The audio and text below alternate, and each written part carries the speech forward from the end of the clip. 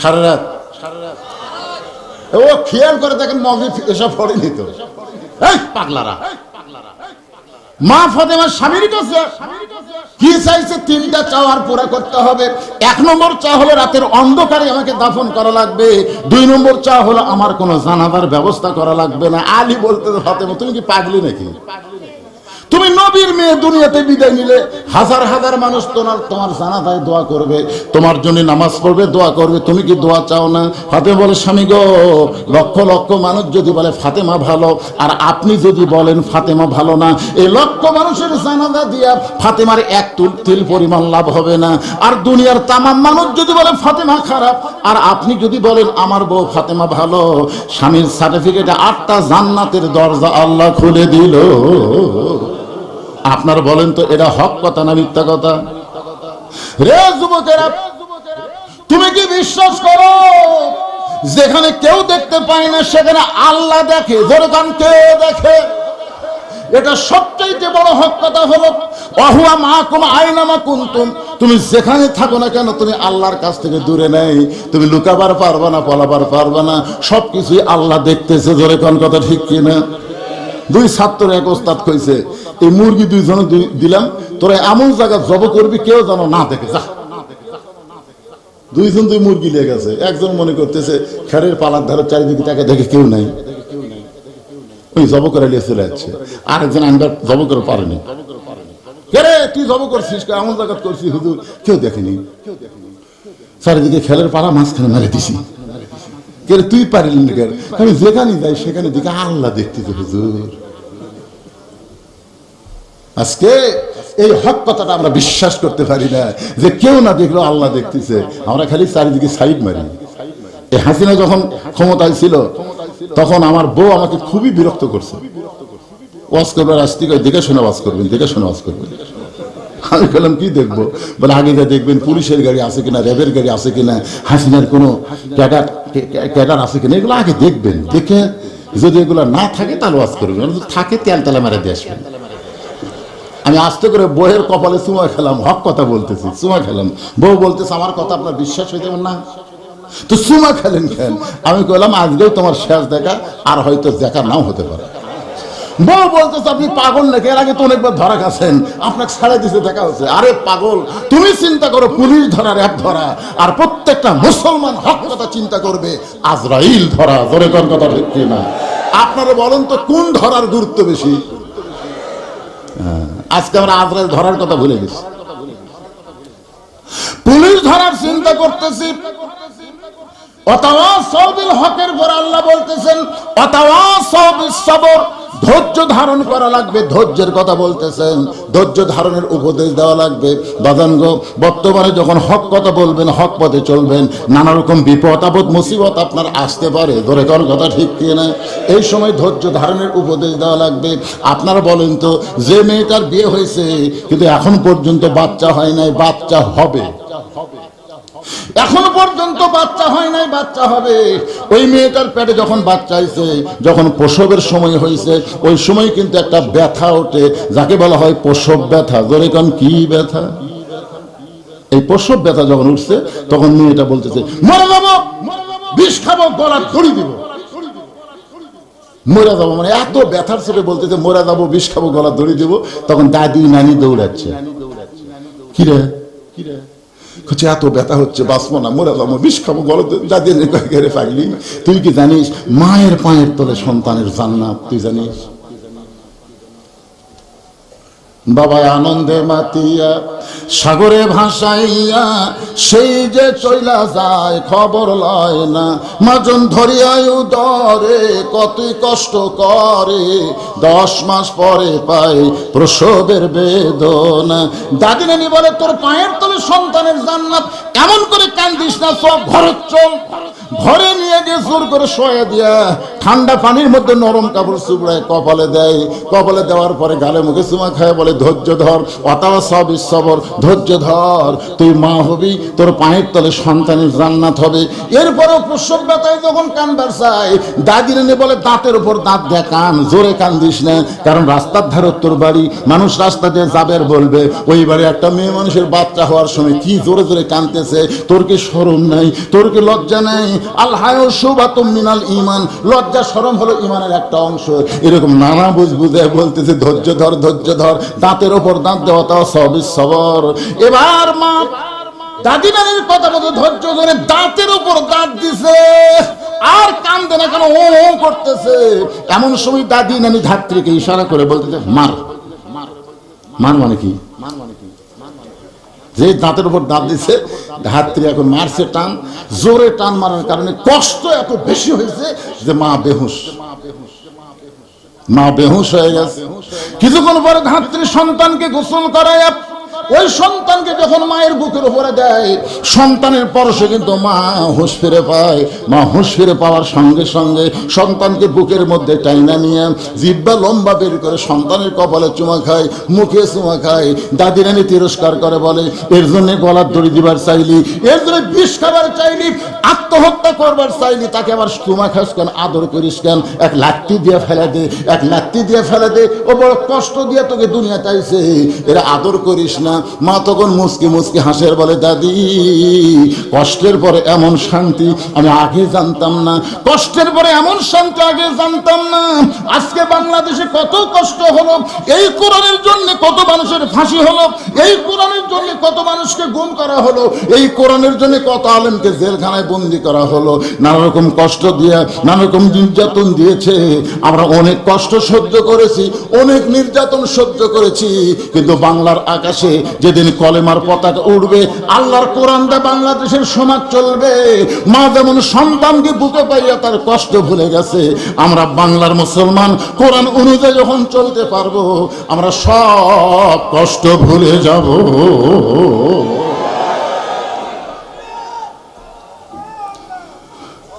দুই একজন তকবীর দিবার চেয়েও দেয় না রে। বিরক্ত হচ্ছেন ভাইজান?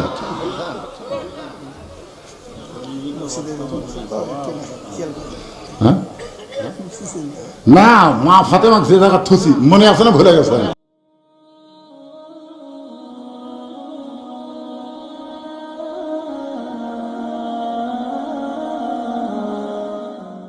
আল্লাহ কোরআন বলতেছে যে বউ তোকে বাপ মায়ের বিরুদ্ধে ওয়াজ শোনাইতেছে, এই বউ যদি সকালবেলা মরে তুই বিকেল বেলা বিয়ে করবার পারবি।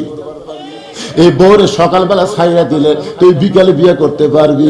বউ ছাড়া দিলে, বউ মরে গেলে বউয়ের অভাব নাই। কিন্তু যে তোর বাপ মায়ের বিরুদ্ধে বলতেছে, এই বাপ মা যদি মারা যায় কিয়ামত পর্যন্ত কানলে আর বাপ মাকে পাবি না। দরকার হলে বউ তালাক দে, কিন্তু বাপ মারে ছাড়িস না। আল্লাহর কোরআনকে আমল করতে গিয়া এখন স্বামী দাঁড়াইছে, স্বামী দাঁড়াইছে, বউ বলে কি হয়েছে কেউ দাঁড়ালে কেন? দাঁড়ানোর কারণ হলো তোর কাপড় চুপড় যা আছে সব গুছালে। বলে গুছাবো কেন? বলে তুই না বললি বাপের বাড়ি যাবি, তোকে আমি 3 তালাকের গাড়ি করে বাপের বাড়ি পাঠাবো রে। তুই কি মনে করছিস তুই আমার বাপ মার বিরুদ্ধে কথা বলবি আর তোকে আমি সংসার করবো? বউ দৌড়ে এসে স্বামীর পাও ধরে বলতেছে আপনি আসলে আল্লাহর ওলি গো, আমি পরীক্ষা করলাম। অতি ভক্তি চোরের লক্ষণ। যে বউ আপনাকে খুবই ভালোবাসতেছে, হঠাৎ কারেন্টের ফ্যান বন্ধ করে দিয়ে তাল পাকাতে বাতাস করতেছে, আপনার কপাল টিপতেছে, পায়ের আঙুল টানতেছে, আপনি এক সময় বলে ফেলবেন কে গো তুমি আজকে এরকম খেদমত করতেছো কেন? বউ বলবে জান্নাতের জন্য। কিছুক্ষণ পরে বউটা কান্না শুরু করছে, স্বামী বলে কান্দো কেন? বলে এমনি এমনি কান্দি। স্বামী বলতেছে বিবেরে তোমার কান্না তো আমি সহ্য করতে পারি না, কি জন্য কান্দো? স্বামীকে বাতাস করে, স্বামীর কপাল টিপে আর গুনগুন করে কান্দে। এই কান্দিস কেন? বউ বলতেছে কান্দার কারণ হলো তোমাকে নিয়ে আমি জান্নাতে থাকবার চাই। স্বামী বলতেছে অসুবিধা কোন জায়গায়? বউ বলতেছে তোমার বুড়া বাপ,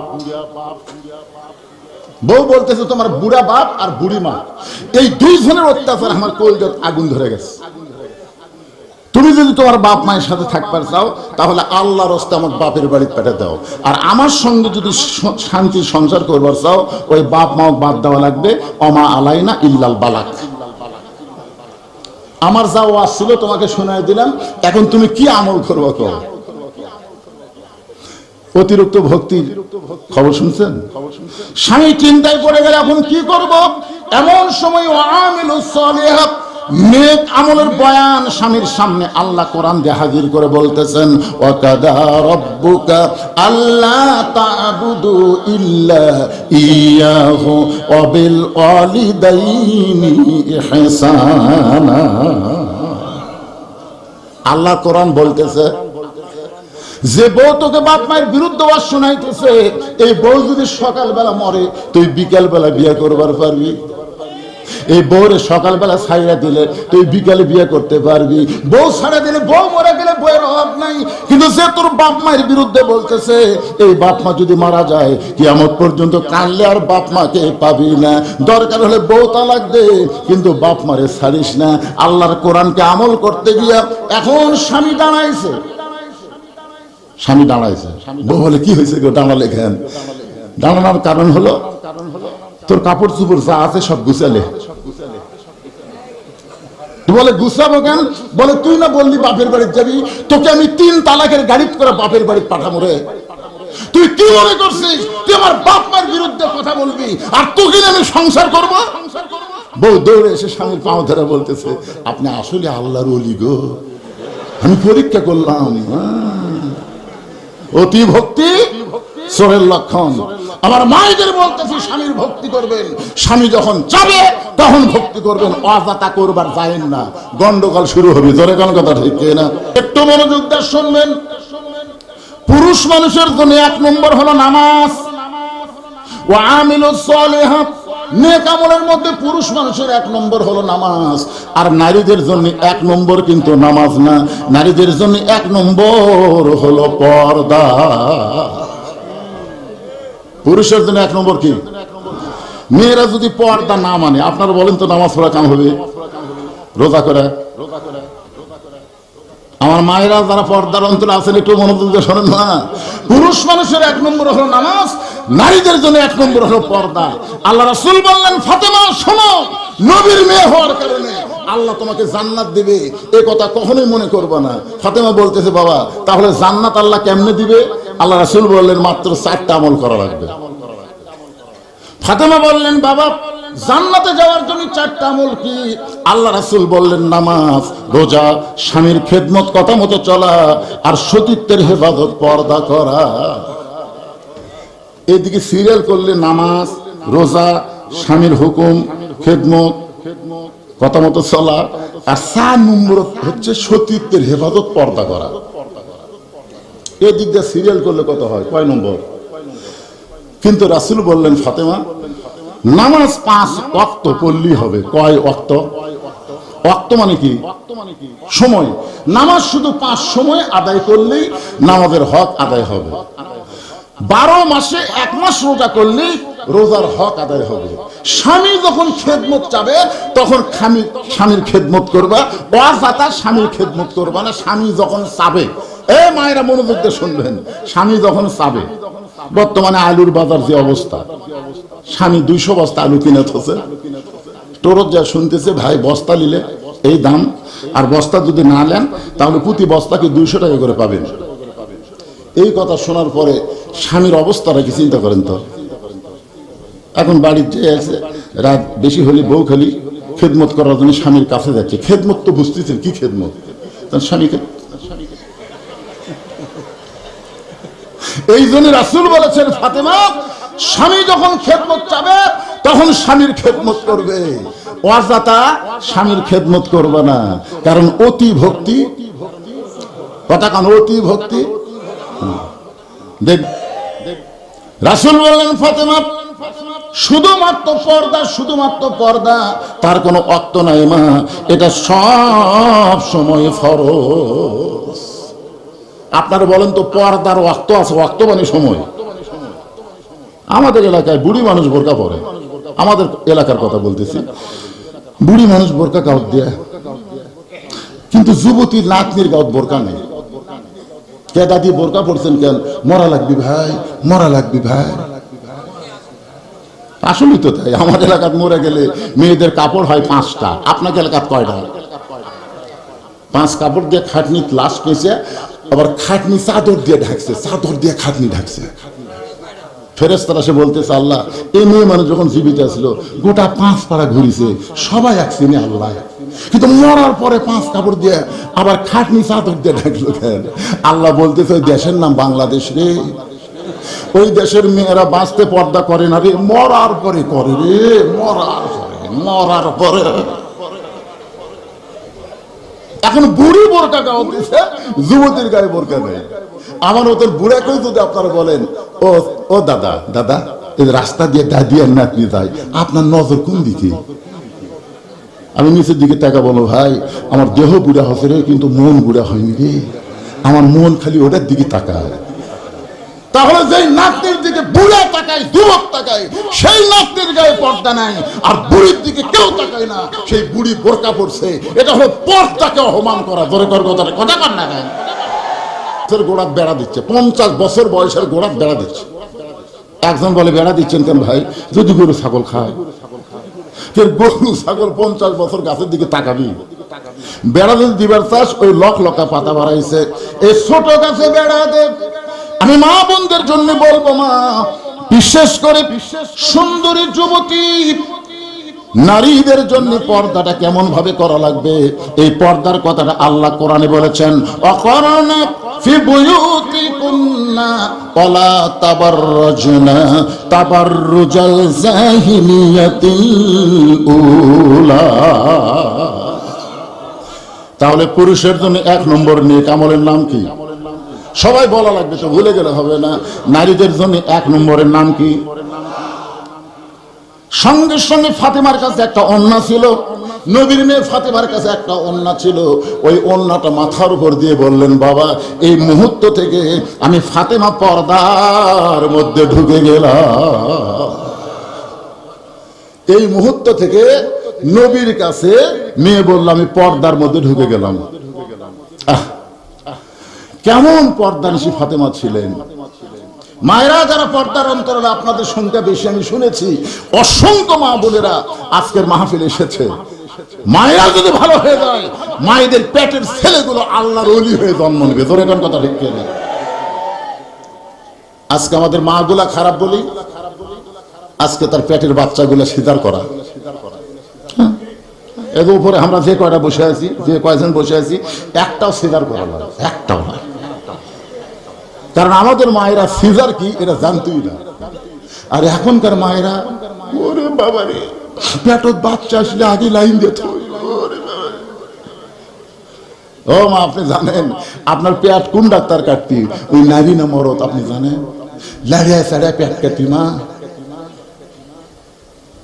কি বলবো প্রসবের কথা, মা বিনে সেই ব্যথা কেউ তো বুঝিবে না।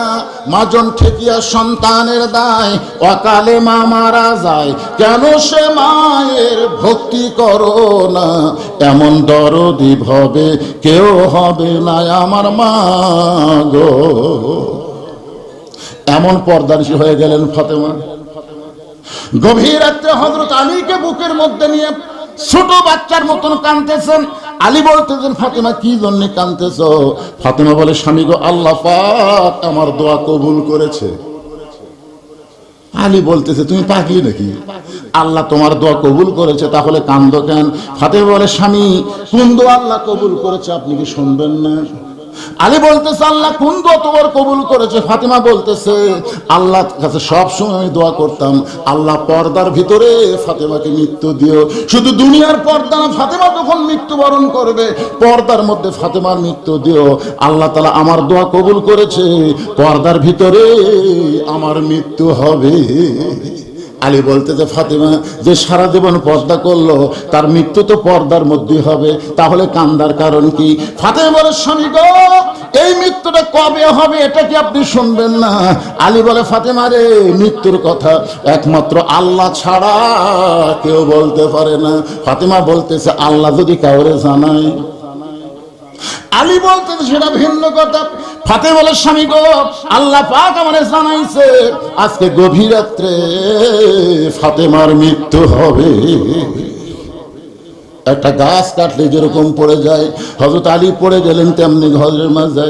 ফাতেমা মুস্কি মুস্কি হেসে স্বামীর পড়া দেখে, স্বামী একটা শক্তিশালী মানুষ পড়া দেখে মুস্কি মুস্কি হেসে মাথাখানা উরাতের উপরে নিয়ে কপালে একটা চুমোতে বলে, স্বামী গো এমন করে আপনি কেন পড়ে গেলেন? আপনি কি জানেন না এই দুনিয়া থাকার জায়গা না, এই দুনিয়ায় যারা আসবে তাদের সবাইকে যাইতে হবে। আসলে আমি যেই বলবো আসলে আপনারা বলবেন যাইতে হবে। আসলে কখন যাবেন? কখন? মশান তো ভালোই মারতেছে, মশান কিন্তু ভালো, আর হাঁটন খাটন গাড়ি চালান দেখলে মনেই হয় না ওই যাওয়ার জন্য আছে। বল নাই, দুইজন টানা তোলে দুইজন ঠেলে দেয়, দেখেন না আপনারা? দুইজন কেজর টানা তোলে আবার দুইজন পাশে ঠেকে ঠেলে, কোন মতে কাঁপতে কাঁপতে মাইক পায়ে কয় খেলা হবে, খেলা। এত মশান কেন ভাই, এত মশান কেন? এই দুনিয়া থাকার জায়গা নয়, এই দুনিয়া আসলে যাইতে হবে। ফাতেমার স্বামী গো এমন করে আপনি কেন পড়ে গেলেন? আমি বাবার মুখে শুনেছি আপনি হলেন বাবার শিক্ষামন্ত্রী। ধরে কোন সুবহানাল্লাহ। নবী যখন মদিনার প্রেসিডেন্ট ছিলেন ওই সময় নবীর ধর্মমন্ত্রী হলেন আবু বকর, নবীর আইন মন্ত্রী ছিলেন হযরত ওমর, নবীর অর্থমন্ত্রী হলেন ওসমান গনি, আর শিক্ষামন্ত্রী হলেন হযরত আলী। সুবহানাল্লাহ খান। আরো মন্ত্রী আছিল, কিন্তু সব মন্ত্রীর নাম আজকে বলার দরকার নেই। এখানে 4টা মন্ত্রীর কথা বললাম। নবী যখন মদিনার রাষ্ট্রপতি ছিলেন 10 বছর, ওই সময় নবীর ধর্মমন্ত্রীর নাম হলেন আবু বকর। আপনার বলেন তো ওই যে পদের সাথে মন্ত্রিত্বের মিল আছে না নাই? ধর্মমন্ত্রী আবু বকর কেমন ধার্মিক ছিলেন বলা লাগে, সবাই জানেন। আইন মন্ত্রী হিসেবে হযরত ওমর কেমন ছিলেন? কথা কয় না রে বারে। আর এখনকার আইনমন্ত্রী নৌকা পলাতে পারে, কি কথা দেখছেন? যে নৌকা নৌকা সারা জীবন করলো, আবার সেই নৌকার মধ্যে ধরা খেলো। ধরে কথা ঠিক কি না? আইনমন্ত্রী আনিছিল ওকে ধরার ভিডিও, আপনারা দেখেননি? দেখেননি?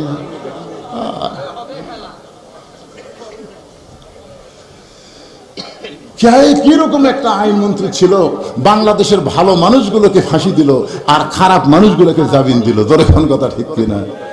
ইয়েতিমের সম্পদ মারে নাই, বেগম খালেদা জিয়াকে মিশামিশি অন্যায় ভাবে তাকে শাস্তি দিল জেলখানায়। ধরে কথা ঠিক কথা বলেন না কেন ভাইজান? আইনমন্ত্রী হযরত ওমর কেমন ছিল? তিনি যখন মদিনার খলিফা হলেন, এক সময় মসজিদের মেম্বরে দাঁড়িয়ে তিনি খুতবা দিচ্ছিলেন। একটু খেয়াল করে দেখেন, ওমর ফারুক যখন খুতবা দিচ্ছেন, এমন সময় মাঝখান থেকে এক সাহাবী দাঁড়িয়ে বলতেছে, আমির আল মুমিনিন আপনার খুতবা আমরা শুনবো না। ওমর ফারুক খুতবা বন্ধ করে বললেন, ভাইজান আমার অপরাধ কি? কি অপরাধ আবার খুতবা শুনবা না? সাহাবী বলতেছেন, আমাদেরকে খাটো পাঞ্জাবি দিয়ে আপনি লম্বা জুব্বা করে খুতবা দিচ্ছেন, যতক্ষণ লম্বা জুব্বার কাহিনী না বলবেন ততক্ষণ আপনার খুতবা আমরা শুনবো না। ওমর ফারুকের চোখ দিয়ে দর দর করে পানি পড়তেছে, কারণ ওমর ফারুক ওই সময় আল্লাহর কোরআন দিয়ে রাষ্ট্র চালায়, আর আল্লাহর কোরআন দিয়ে যখন রাষ্ট্র চলবে তখন নেতার কোনো ক্ষমতা থাকবে না, সমস্ত ক্ষমতার মালিক হলেন আমার আল্লাহ। এমন সময় আব্দুল্লাহ ইবনে ওমর বাবার পাশে ওকালতি করতে গিয়ে বলে, রে নবীর সাহাবীরা তোমরা খাটো পাঞ্জাবি হলেও তো নতুন কাপড় পরে নামাজ পড়তে আইছো, কিন্তু আমার পরনে দেখো নতুন কোনো কাপড় নাই। ওসমান গনি বলে, আব্দুল্লাহ আজকে জুমার দিনে নতুন কাপড় না পরে তুমি পুরাতন কাপড় কেন পরেছো? আব্দুল্লাহ বলতেছে, আজকে যদি আমি নতুন কাপড় পরে নামাজ পড়তে আসতাম তাহলে আমার বাবার জুব্বা লম্বা হতো না। তোমরা দুনিয়ার সবাই যখন ঘুমায় গেছো, এমন সময় বাবা আমার ঘরের দরজায় গিয়ে বলে, আব্দুল্লাহ আগামীকাল জুমার দিন এই খাটো পাঞ্জাবি গায়ে দিয়ে কেমনি খুতবা দিব বাবা, তোর কাপড়টা আমাকে দান করে দে। আমি আব্দুল্লাহ আমার কাপড়ের অংশ বাবাকে দান করে দিলাম। বাবা সারা রাত ধরে তার অংশ আমার অংশ একত্র করে লম্বা জুব্বা বানাইয়া খুতবা দেয়। এখন বলো বাবার খুতবা শোনা যায় কিনা যায়? সমস্ত সাহাবীরা চিল্লায় বলে, আল্লাহর কোরআন দিয়ে যখন রাষ্ট্র চলবে এমন ভালো মানুষকে নেতা হিসাবে দেখা যাবে।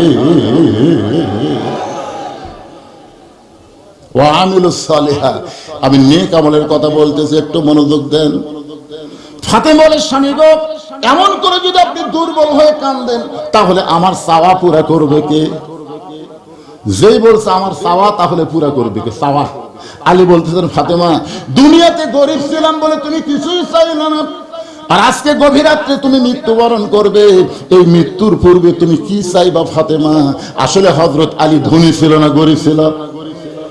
দুনিয়াতে গরিব থাকার কারণে কিছুই চাইনি। আর মৃত্যুর সময় কি চাইবা?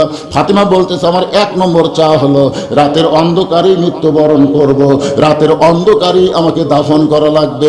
আমার 2 নম্বর চা হলো আমার জানাজার জন্য আপনাকে ব্যস্ত হওয়া লাগবে না। আমার 3 নম্বর চা হলো আমার লাশটা খাটনিতে তুলবেন না, কারণ আমি হিসাব করে দেখলাম বর্তমান 4 জন পুরুষ নাই যারা ফাতেমার লাশের খাটনি কান্দে নিবে।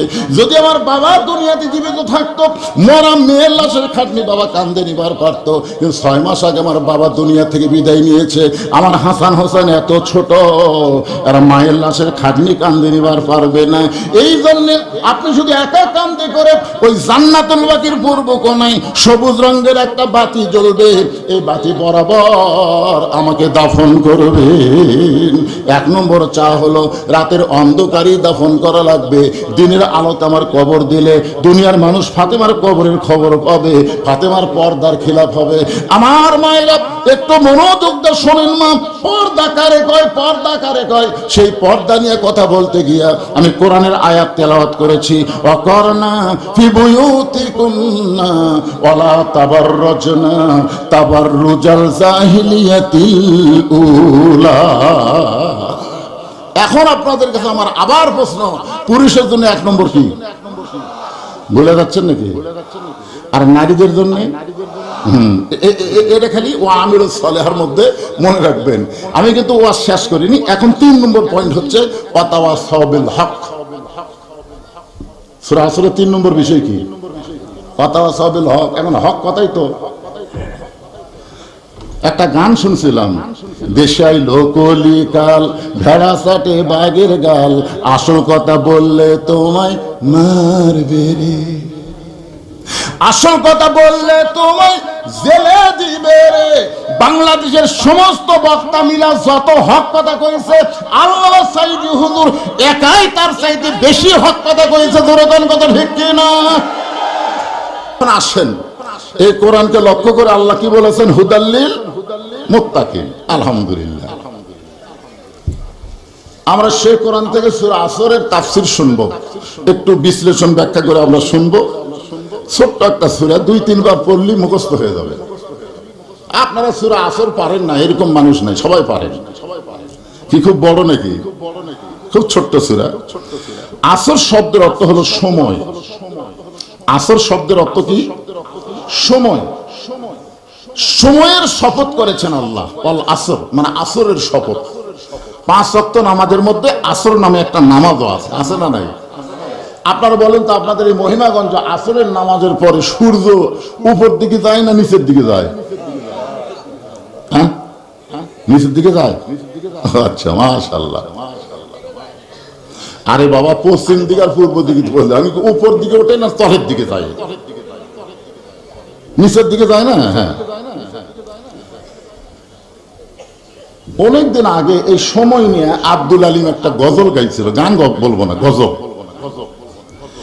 নিচে মায়াই বন্দি থাইকা করলাম কত খেলা,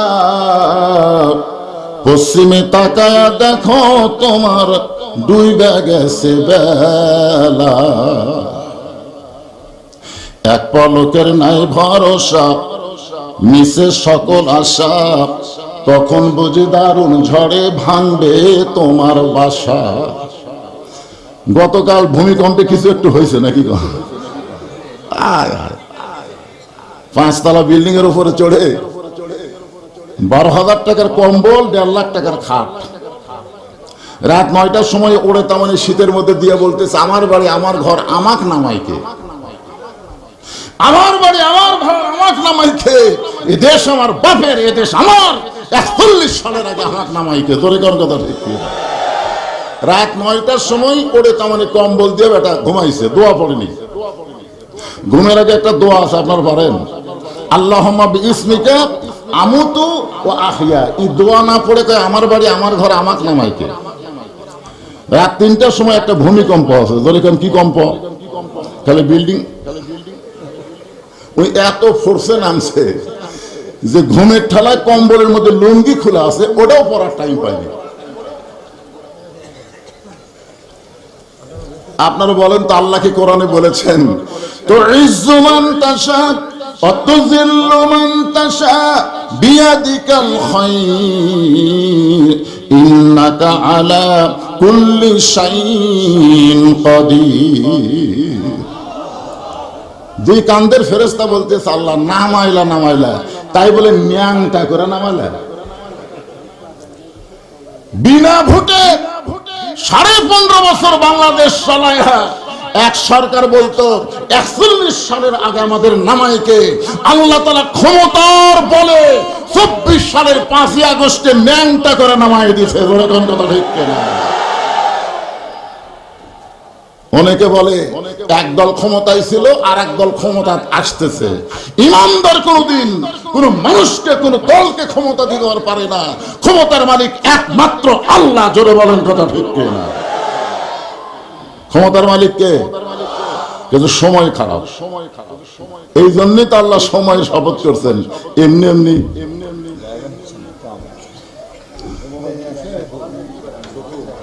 হ্যাঁ, এই সাইডে জায়গা আছে, অনেকে আছে যারা বসে থেকে শুনবার চায় না, খাড়া হইতে শুনবার চায়, অসুবিধা নেই।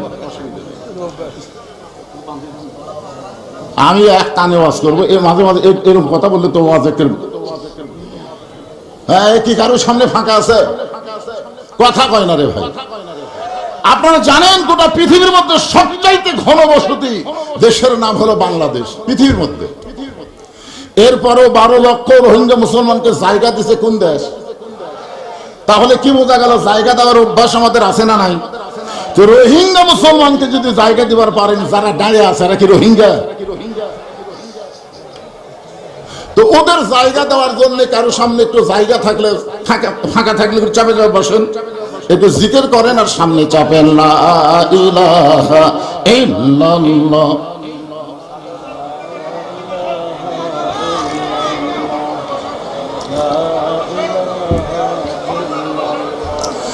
লা ইলাহা ইল্লাল্লাহ লা ইলাহা ইল্লাল্লাহ লা ইলাহা ইল্লাল্লাহ লা ইলাহা ইল্লাল্লাহ লা ইলাহা ইল্লাল্লাহ মুহাম্মাদুর রাসূলুল্লাহ। যতবার নবীর নাম উচ্চারণ করব, আসলে লা ইলাহা ইল্লাল্লাহ হচ্ছে জিকির। লা ইলাহা ইল্লাল্লাহ কি? মুহাম্মদ রাসূলুল্লাহ কিন্তু জিকির না। তিনি হলেন আমাদের নেতা, তার উপরে দরুদ শরীফ পড়ার কথা কে বলেছেন? আল্লাহ বলেছেন। এজন্য মুহাম্মদ রাসূলুল্লাহ বলার সাথে সাথে আমরা বলবো সাল্লাল্লাহু আলাইহি ওয়াসাল্লাম। তো সময়ের শপথ করছেন, আসর মানে সময়, আসর একটা নামাজেরও নাম। 5 ওয়াক্ত নামাজের মধ্যে আসর আছে না নাই? মাশাআল্লাহ। বর্তমান কেমন সময় আমাদের বাংলাদেশে? হাসিনা পলানোর পর ইউনূস যখন ক্ষমতা পেল, মানে আল্লাহ দিল, তখন আমরা মনে করছিলাম ভালোই তো। আমি বহু আগে বলছি, ইউনূস নবীরে খাইল মাছেতে গিলিয়া, ফেরেশতা পাঠাইলেন আল্লাহ ইসমে আজম দিয়া, দমে দমে শহর দম পড়ে সে ইসমে আজম, মাছের উদর হইতে বাঁচাইলা প্রাণ। ইউনূস নবীকে আল্লাহ তাআলা মাছের উদর থেকে বাঁচাইছে। ধরে কার কথা ঠিক কিনা? আমাদের ইউনূস আল্লাহ ক্ষমতা দেওয়ার কারণে ভারতের উদর থেকে বাংলাদেশকে বাঁচানোর চেষ্টা করতেছিল। ধরে কার কথা ঠিক কিনা? কিন্তু মানুষের তৈরি সংবিধান দিয়ে যে শান্তি হয় না, বর্তমানে বাংলার মুসলমান কিছু কিছু টের পাচ্ছে। ধরে কোন কথা ঠিক কিনা? এদের সবার মনে একটা কল্পনা, সব দেখা হলো শেষ, আগামীতে দেখব কোরআনের বাংলাদেশ।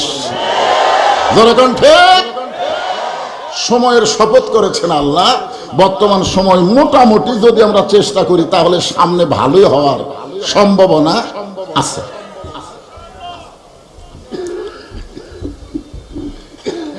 ইন্নাল ইনসানা লাফি খুসর। আমাকে তাওই বলছে, আমি বলি আমার জামাইয়ের বড় ভাই, ঠিক আছে। উনি অবশ্য বলছেন এই কোরআন আল্লাহ মানুষকে উদ্দেশ্য করে নাজিল করছে। এখানে আল্লাহ বলতেছেন ইন্না মানে নিশ্চয়, ইনসান মানে মানুষ, লাফি মানে ভিতরে, খুসরুন মানে ক্ষতি। একত্রে অর্থ হলো নিশ্চয় মানুষগুলো ক্ষতির ভিতরে। আপনারা জানেন এই কোরআনে আল্লাহ যখন ইবাদতের কথা বলেছেন তখন কি বলেছেন? ওমা খলাকতুল জিন্না ওয়াল ইনসা ইল্লা লিয়াবুদুন। নিশ্চয় আল্লাহ জিন এবং ইনসানকে ইবাদতের জন্যই সৃষ্টি করেছেন। তাহলে ইবাদতের কথা বলার সময় আল্লাহ জিন ইনসান একত্র করে বললেন, আর ক্ষতির কথা বলার সময় আল্লাহ জিনকে বাদ দিয়ে শুধু ইনসানের কথা বললেন। আপনার বলেন তো কারণ কি?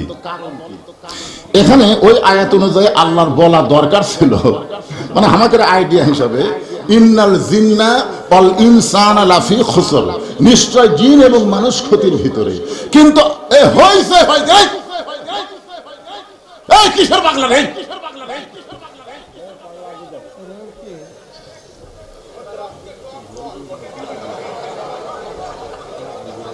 আপনারা জানেন 5টা বছর ধরে চেষ্টা করার পরে আল্লাহ এই বছর আমাকে কবুল করছে। আমি এখানে মাগরিবের নামাজের পরে আইছিলাম, মনে করছিলাম আমার জামাইয়ের বড় ভাই যখন মাহফিলের সম্মানিত সভাপতি আমাকে 10টার মধ্যেই মাইক দিবে, এখানে এসে 8 ঘন্টা হাত বসে থাকা লাগলো। অসুবিধা নেই, অসুবিধা নাই। আপনারা সুন্দর একটা পরিবেশ দিবেন, সময়ের শপথ করেছেন, সুন্দর একটা সময়ের দরকার আছে না নাই? দরকার আছে না নাই? কি সময় এখন চলতেছে? কি সময়? ছোট্ট বাচ্চা নিয়ে এসে হুজুর খালি কান্দে, একটু ফুফা দেন। সূরাতুশ শিফা সূরা ফাতিহা পড়ে ফু দিলাম, ওর কান্না আরো বেড়ে গেছে। 3 দিন পরে এসে বলতেছে হুজুর ও ফুফা দিয়ে হবে না, একটু পানি পড়া দেন। আয়াতুল কুরসি পড়ে পানি ফুঁক দিয়ে বললাম মা 3 দিন খাওয়াও। 3 দিন খাওয়ানোর পরে এসে বলতেছে হুজুর দোয়া দরুদের বর্তমান সময়ে দাম নেই, বর্তমান সময়ে দোয়া দরুদ চলবি না। আমার মনটা খুবই খারাপ হলো। কি সময় রে, ফুফা দিলাম, পানি পড়া দিলাম, কাম হয় না। কয়েক মাস পরে দেখা হলো মা তোমার সন্তান কি কান্দে? আর কান্দে না। তো কোন দোয়ায় কাম হলো? দোয়া লাগে না হুজুর, যখনই কান্দে তখনই মোবাইল চালু করে দেই। বর্তমান সময়ে সন্তানের কান্না মোবাইল চালু করে বন্ধ করতেছে, ভাত খায় না, মোবাইল দেখায় দেখায় ভাত খাওয়াচ্ছে। দূরে কর কথা ঠিক কিনা? সময়ের শপথ করেছেন আল্লাহ, সময়ের শপথ। প্রতি পরতে পরতে আমাদের কাছে খারাপ সময় আসতেছে, খারাপ সময়কে আমরা গ্রহণ করব না। এই কোরআন দিয়ে ভালো একটা সময় এবং সমাজ চাই। দূরে কোন কথা ঠিক কিনা? যেই কোরআনকে লক্ষ্য করে আল্লাহ বলেছেন অনুনাজ্জিলু মিনাল কুরআনি মা হুয়া শিফাউ ওয়া রাহমাতুল লিল মুমিনিন।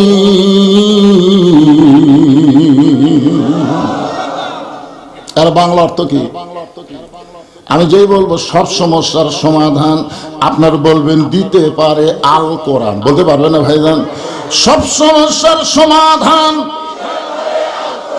আল কোরআনের আলো, সংসদে জালো, কোরআন হাদিস যেখানে, দুনিয়ার মুসলমান লিল্লাহে তাকবীর। আপনারা বলেন তো ঘড়িতে কটা বাজে? আর আপনাকে চেহারা দেখে মনে হচ্ছে কেবল 8টা বাজছে। 8টা। তকবীরে শয়তান পালায় যায়, মুসলমানের ভিতরে কোনো অলসতা থাকে না। আল্লাহ খুশি হয়ে রহমত নাজিল করে। জোরে কোন কথা ঠিক কিনা? বাংলাদেশে বহু দল আছে কিন্তু সব দলে তকবীর নেই, কারণ যেই দল শয়তান দিয়ে ভরা সেই দলে তকবীর দিলে শয়তানেরা খুশি হবে না রাগ করবে? আমাদের দলের স্লোগান না। ওরে বাবা রে, যেই দল আল্লাহ আকবার থাকে না এই দল কোন মুসলমানের দল হতে পারে না। জোরে কোন কথা ঠিক কথা বলে? একটু মনোযোগ দেন। ইন্না মানে নিশ্চয়, ইনসান মানে মানুষ, লাফি মানে ভিতরে, খুসরুন মানে ক্ষতি। আল্লাহ জিনক বাদ দিয়ে শুধু মানুষকে বলার পিছনে অবশ্যই কারণ আছে। আমি একটা গজল গাই, আপনারা দেখেন তো কি হয়। আদর করে মানুষ আল্লাহ বানায়া কেমনে দিবেন ক্ষতির মধ্যে ফেলিয়া। এখানে আল্লাহ তাআলা আগে 4টা শপথ করছে, অতীন, ওয়াজাইতুন, ওয়াতুরি সিনিন, ওয়াহাজাল বালাদিল আমিন। এরপর আল্লাহ বলতেছেন লাকাদ খলাকনাল ইনসানা ফি আহসানি তাকওয়িম। আগে আল্লাহ 4টা শপথ করে বললেন অবশ্যই মানুষকে আমি সর্বোত্তম আকৃতি দিয়ে সৃষ্টি করেছি, বলেন সুবহানাল্লাহ। তাহলে যে আল্লাহ মানুষকে সর্বোত্তম আকৃতি দিল, এই মানুষ ক্ষতির মধ্যে পড়ুক, এটা কি আল্লাহ চায়? জোরে কান চায়? এই না চাওয়ার জন্য আল্লাহ এখানে 4টা কাজ দিলেন। ইল্লাল্লাযীনা আমানু ওয়া আমিলুস সালিহাত ওয়া তাওয়াসাউ বিল হক ওয়া তাওয়াসাউ বিস সবর। কয়টা? 1 নম্বরটা খুব মারাত্মক, ইল্লাল্লাযীনা আমানু। আজকে বাংলাদেশের অধিকাংশ মুসলমানের ঈমান নাই। হয়তো বলবেন হুজুর এটা একটা কথা হলো, মুসলমান অথচ ঈমান নাই। বাংলাদেশের অনেক মুসলমান এরকম গজল গায়, আমার দয়াল বাবার দরবারেতে কেউ ফিরে না খালি হাতে। আপনার বলেন তো এই গজল যারা গায় তার কি ঈমান আছে? আল্লাহরে ধন নবীরে দিয়ে আল্লাহ আছে গায়েব হইয়া, নবীর ধন খাজানিয়া শুয়া আছে আজমিরে, কেউ ফিরে না খালি হাতে খাজারে তোর দরবারে। নামাজ ভঙ্গের কারণ আছে, রোজা ভঙ্গের কারণ আছে, ঈমান ভঙ্গেরও কারণ আছে, আছে না? না, ঈমান ভঙ্গের 1 নম্বর কারণ হলো শিরক করা। অধিকাংশ বাংলাদেশের মুসলমানই প্রকাশ্যে হোক গোপনে হোক জেনে হোক না জেনে হোক শিরকের মধ্যে লিপ্ত আছে।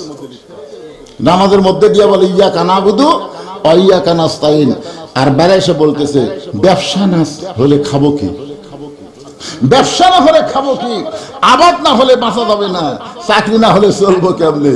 আপনার বলেন তো খাওয়ানোর মালিককে, বাঁচানোর মালিককে, চলানোর মালিককে। কিন্তু এগুলো বাদ বাকি কি খাড়া করছে? এই জন্য আগে আল্লাহ সূরা আসরের মধ্যে বললেন ইল্লাল্লাযীনা আমানু, 1 নম্বর হলো ঈমান। জোরে কান 1 নম্বর কি?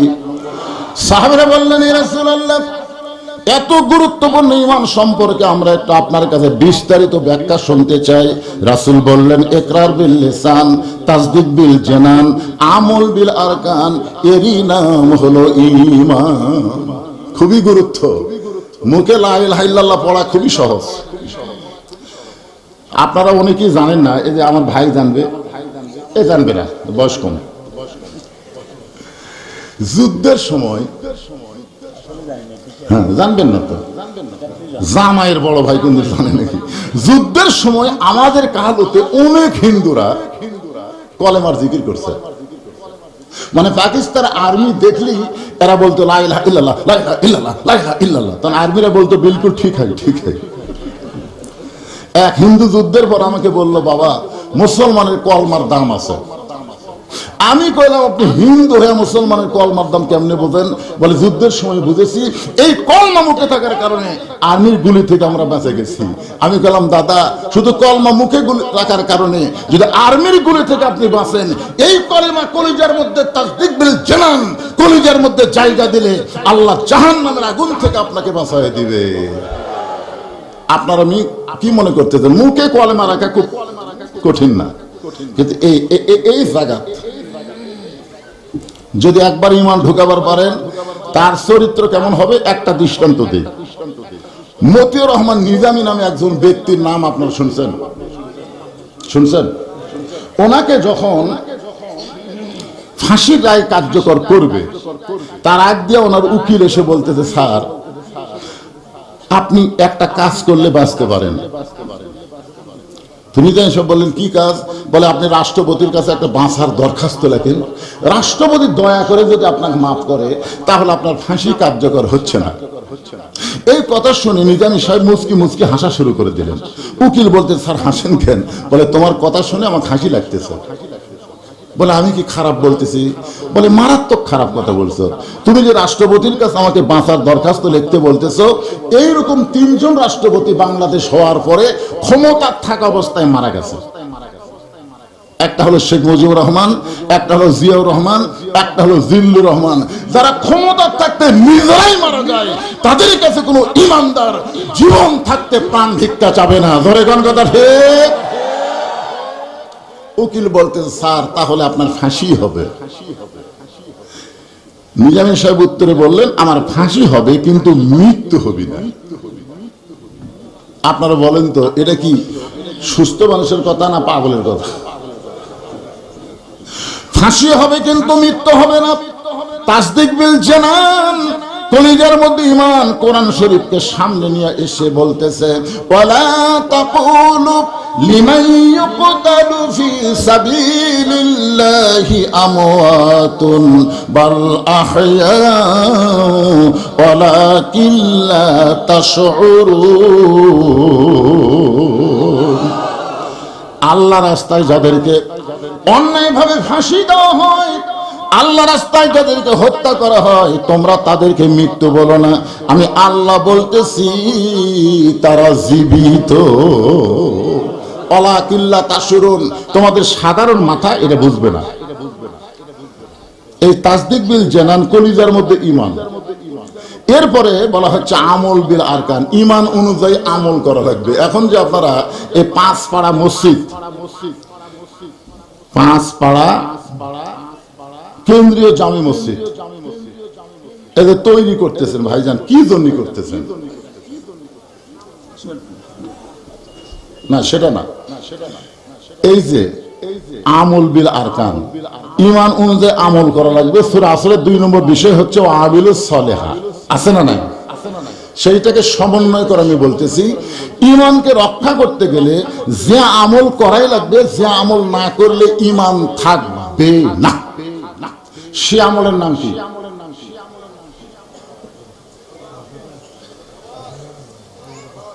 দেখেন চিন্তা পড়ে গেছে। আপনার কি এরকম হাদিস কোনদিন শুনছেন যে লা সালাত আলা ঈমানা, যার নামাজ নাই তার ঈমান নাই? লা সালাত আলা দীনা, যার নামাজ নাই তার কোনো ধর্ম নাই। বাইনাল আবদি ওয়াল কুফরি তরকুস সালাত, বান্দার কাফিরের মধ্যে পৃথক করার জিনিসটার নামই হলো নামাজ। মান তারাকা সালাতু মুতাম্মিদান ফাকাত কাফারা, ইচ্ছা করে এক ওয়াক্ত নামাজ বাদ দিলে সে কুফরি করলো। এরকম হাদিস কি আপনারা শোনেননি? শুনছেন? তাহলে এখন বলেন তো, যারা নামাজ পড়ে না এরা কয় নম্বর ঈমানদার?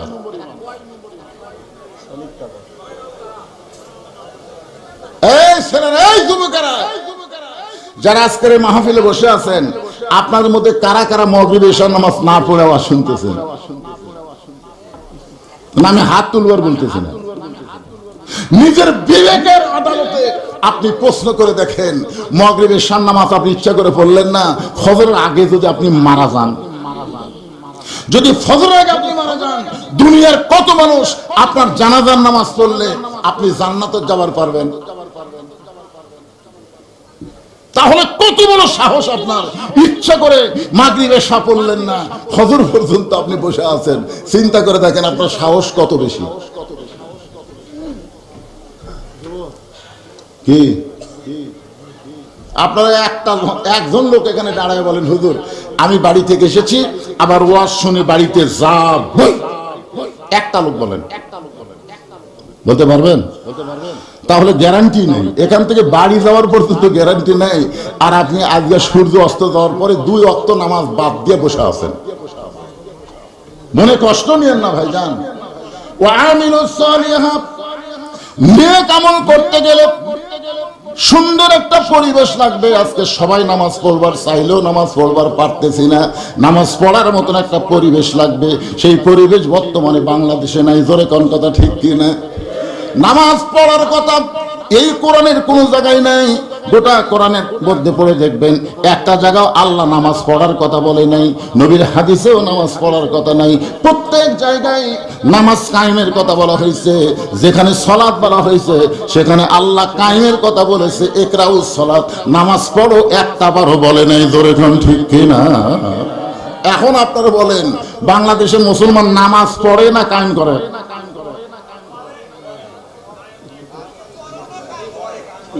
না, যে দুই চারটা পড়ে না। কায়েম মানে কি জানেন? কায়েম শব্দের অর্থ হলো প্রতিষ্ঠা। একটু গুরুত্বপূর্ণ কথা, কিন্তু বিরক্ত হলে চলবে না, মনোযোগ দিয়ে শোনা লাগবে। আপনারা বলেন তো, আপনি যদি মহিমাগঞ্জ সবচাইতে বড় মসজিদে জোহরের নামাজ পড়বার চান, কোন নামাজ? কিন্তু আপনার পাও 2000 টাকার জুতা আছে, আপনি এখন মসজিদে ঢোকার সময় জুতা কি মসজিদের দরজা থবেন না হাতত নেবেন? কি জুতা যে হাতত নিচ্ছেন, সত্যি করে ইমানের বলে বলিয়ান হয়ে বলেন তো, এটা কি আল্লাহর ভয়ে না চোরের ভয়ে? তো আপনি যখন চোরের ভয়ে জুতা হাতত দিয়ে মসজিদে ঢুকতেছেন, তখন ডান পায়ে ঢুকবেন না বাম পায়ে? কোন পায়ে? ভয় করছেন কার? ভয় করছেন কার? তো চোরের ভয় করে আল্লাহর ডানপন্থী হয়ে মসজিদের মধ্যে ঢুকতেছেন। মুয়াজ্জিন জিজ্ঞাসা করতেছে, ভাইজান আল্লাহর ঘরে ঢুকতেছেন, আল্লাহুম্মা আফতাহ লি আবওয়াব রাহমাতিক, কার ভয়ে? তো বলে আল্লাহর ভয়ে। তো আল্লাহর ভয়ে যদি ঢুকতেছেন, জুতা কেন? তখন মুসকি মুসকি হাসার কয় চোরের ভয়। আপনারা বলেন তো, মহিমাগঞ্জ জুতা চোর কটে আছে? খুব বেশি থাকলে গোটা দুয়েক আছে। দুইজন জুতা চোর গোটা মসজিদের চারিধার ঘুরে এক সাইডে একত্র হয়ে বলতেছে, আমাদের ভয়ে সব জুতা ভিতরে ঢুকছে, একটা ভালো জুতো বেড়ে নেই। মুসল্লি কম করে হলো 500 হবে, আর চোর হলো মাত্র 2 জন। যেরকম চোর কয়জন আর মুসল্লি 500 জন। 500 জন মুসল্লি ভিতরে ঢুকছে, আর 2 জুতা তোর গল্প করতেছে আমাকে ভয়ে। বর্তমান যেই পরিবেশ চলতেছে, এই পরিবেশে চোর, বাটপার, চাঁদাবাজদের দৌরাত্ম্য বেড়ে গেছে, ভালো মানুষদের মোশান কমে গেছে। জোরে কোন কথা ঠিক? সময়ের শপথ করে আল্লাহ তাআলা সূরা আসর, একটু মনোযোগ দিবেন। সুন্দর পরিবেশ তৈরি করতে গেলে সুন্দর একটা সমাজ লাগবে। সুন্দর একটা সমাজ যদি তৈরি করতে চান, তাহলে সুন্দর একটা রাষ্ট্র লাগবে। সুন্দর একটা রাষ্ট্র যদি তৈরি করতে চান, তাহলে মানুষের তৈরি করা আইন দেওয়া হবে না, আমার আল্লাহর কোরআনের সমাজ লাগবে। জোরে কোন ঠিক কিনা?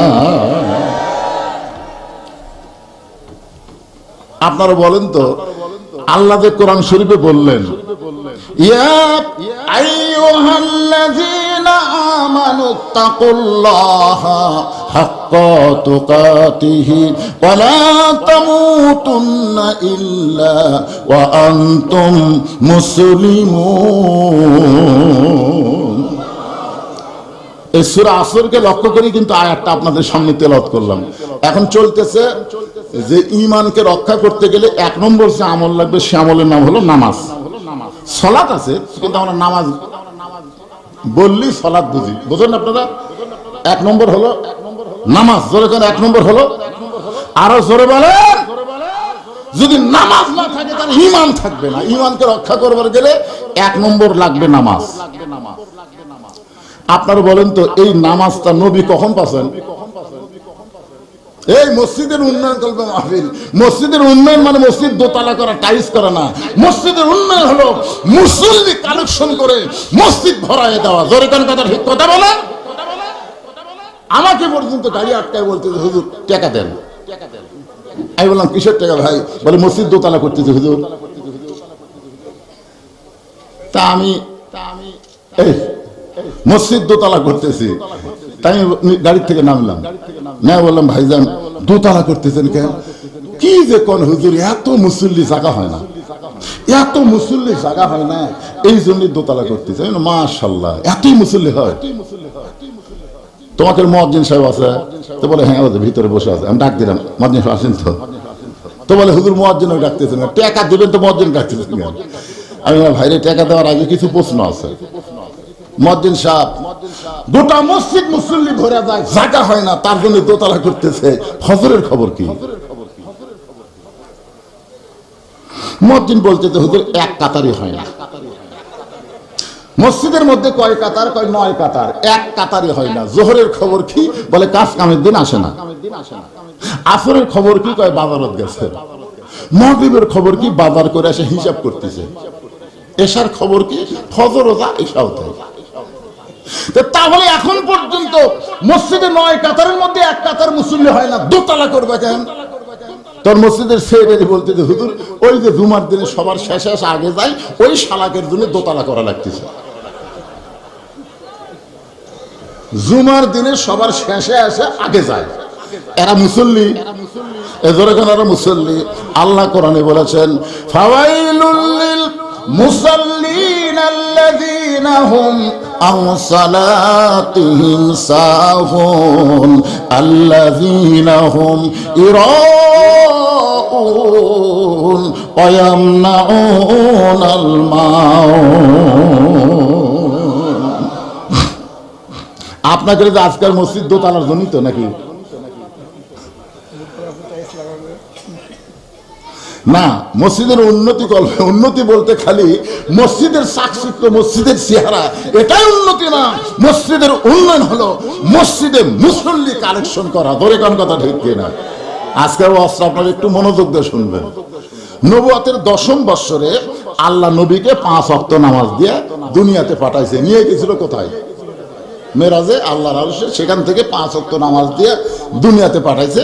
এই 5 ওয়াক্ত নামাজে বহু গল্প আছে। এক বক্তা ওয়াজ করছে, মুসা নবীর সাথে দেখা হয়েছিল 50 ওয়াক্ত লিয়া। মুসা বলতেছে পারবে না, নবী আবার গেছে 5 ওয়াক্ত কমে দিছে। মুসা কয় পারবে না। নবী এভাবে 9 বার আল্লাহর কাছে গেল, শেষে 5 ওয়াক্ত লিয়া নবী চলে আসলেন। বক্তা ওয়াজ করছে, শ্রোতারা ওয়াজ শুনে যাওয়ার সময় বলতেছে যদি মুসা নবীর সাথে দেখা না হতো তাহলে কি হতো? শ্রোতাদের মনের মধ্যে গল্প হচ্ছে যদি দেখা না হতো।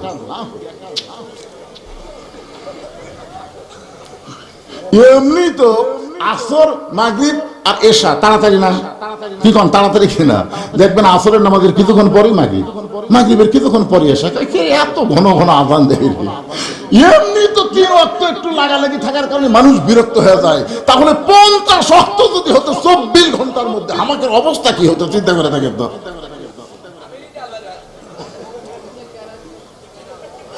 তা আমরা 50 ওয়াক্ত যেটা পাইনি সেটার গাঁজাখুরি গল্প করে লাভ নেই, যেটা পাইছি সেটাই আমরা বলবো। ধরে কোন কথা ঠিক? হ্যাঁ। কয় ওয়াক্ত?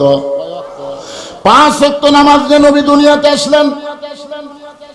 এরপরও নবী 3 বছর মক্কায় ছিলেন। 5 ওয়াক্ত নামাজ পাওয়ার পরেও নবী 3 বছর মক্কায় ছিলেন। একদিন নবী বলেন আল্লাহ আপনি যতবার নামাজের কথা বলেন ততবারে বলেন আকিমুস সালাত, নামাজ কায়েম করো। কিন্তু মক্কায় তো নামাজ কায়েম করার কোনো পরিবেশ নাই। এখানে আযান দেওয়ার সুযোগ হচ্ছে না, আকামত দেওয়ার সুযোগ হচ্ছে না, জামাত করে নামাজ পড়ার পরিবেশ পাচ্ছি না। নামাজ কায়েমের কথা বলতেছেন, অথচ মক্কায় তো নামাজ কায়েমের কোনো পরিবেশ নাই। আল্লাহ বলে হাবিব অধৈর্য হবেন না, অবশ্যই একটা পরিবেশ দেওয়া হবে। অধৈর্য হওয়ার দরকার নাই। বর্তমানে আমরাও অধৈর্য হচ্ছি না, পরিবেশ একটা আসতেছে ইনশাআল্লাহ। বাপ পড়ে বেটা পড়ে না, এটা নামাজ পড়া কর। মানুষ যখন বুড়া হবি তখন এমনি ভালো হবে। সারা জীবন ঘুষের চাকরি করছে, চাকরি শেষ। এখন 2 হাত তুলে দোয়া করতেছে আল্লাহ আমি আর জীবনে ঘুষ খাবো না, আমি তওবা করতে যাবি, আর জীবনে ঘুষ খাবো না। 2 কান্দের 2 ফেরেশতাকে আল্লাহ এই শয়তানের লাগমু কি? যতদিন চাকরি করেছে ততদিন ঘুষ না খাওয়ার কথা বলেনি, যে চাকরি গেছে আর কয় ঘুষ খাবো না। যখন হবে চামড়া ঢিল, আল্লাহর সাথে দিছে মিল। আপনারা জানেন মসজিদে জামাতের সঙ্গে নামাজ পড়লে আল্লাহ 27 গুণ সওয়াব দেয়। জোরে করে কথা ঠিক কতক্ষণ না কেন? একলা একলা বাড়ি পড়লে কয় গুণ? আচ্ছা বাড়িতে একলা পড়লে 1 গুণ, মসজিদে যদি একলা পড়ে তাহলে কয় গুণ? কি কথা কয় রে? মসজিদে একলা নামাজ পড়া লাগবে না জামাতের সাথে?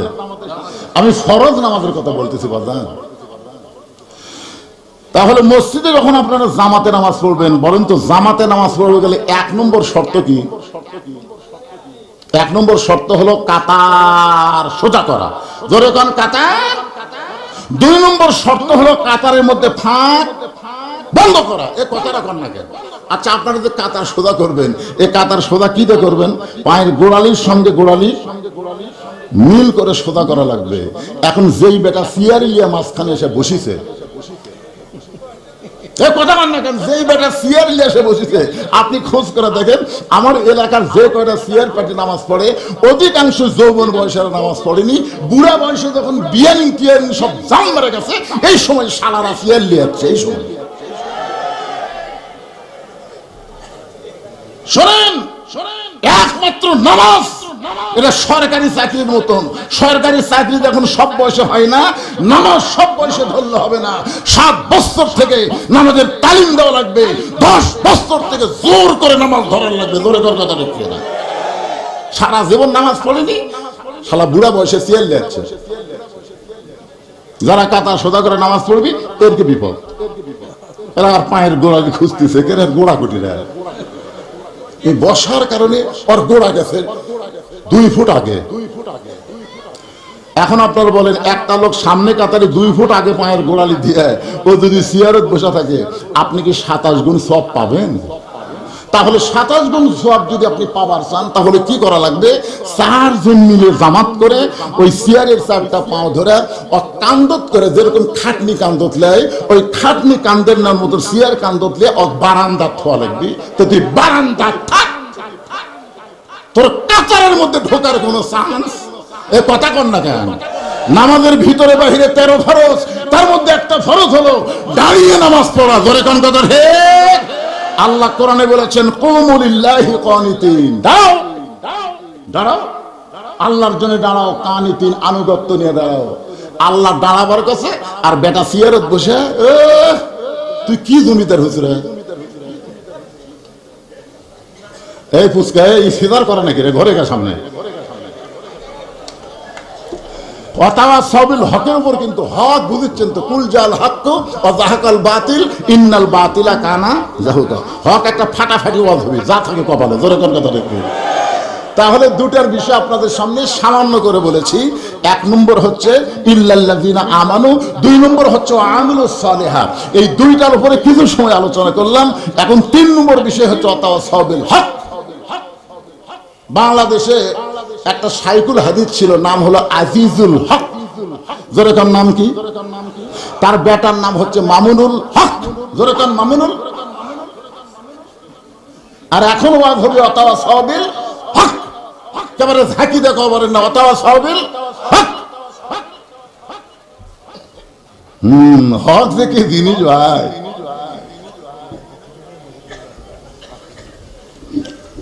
বিরক্ত না হলে হকের একটা সাইজ মতো মার দেওয়া লাগবে। জোরে কোন কথা? বিরক্ত হচ্ছেন আপনারা? হ্যাঁ, আল্লামা সাইদি হুজুর একাই যত হক কথা বলেছে, বাংলাদেশের সমস্ত বক্তা মিলে তত হক কথা বলতে পারেনি। আর হকের পরিণত হলো মিথ্যা দোষ দিয়ে তাকে জেলখানায় বন্দি করলো। জোরে কোন কথা ঠিক কি না? কারণ কি? আল্লাহ কোরআন শরীফের মধ্যে বললেন, ওয়ালা নাবলুওয়ান্নাকুম বিশাইয়্যিন মিনাল খাউফি ওয়াল জুই ওয়া নাকসিম মিনাল আমওয়ালি ওয়াল আনফুসি ওয়াস সামারাতি ওয়া বাশশিরিস সাবিরিন।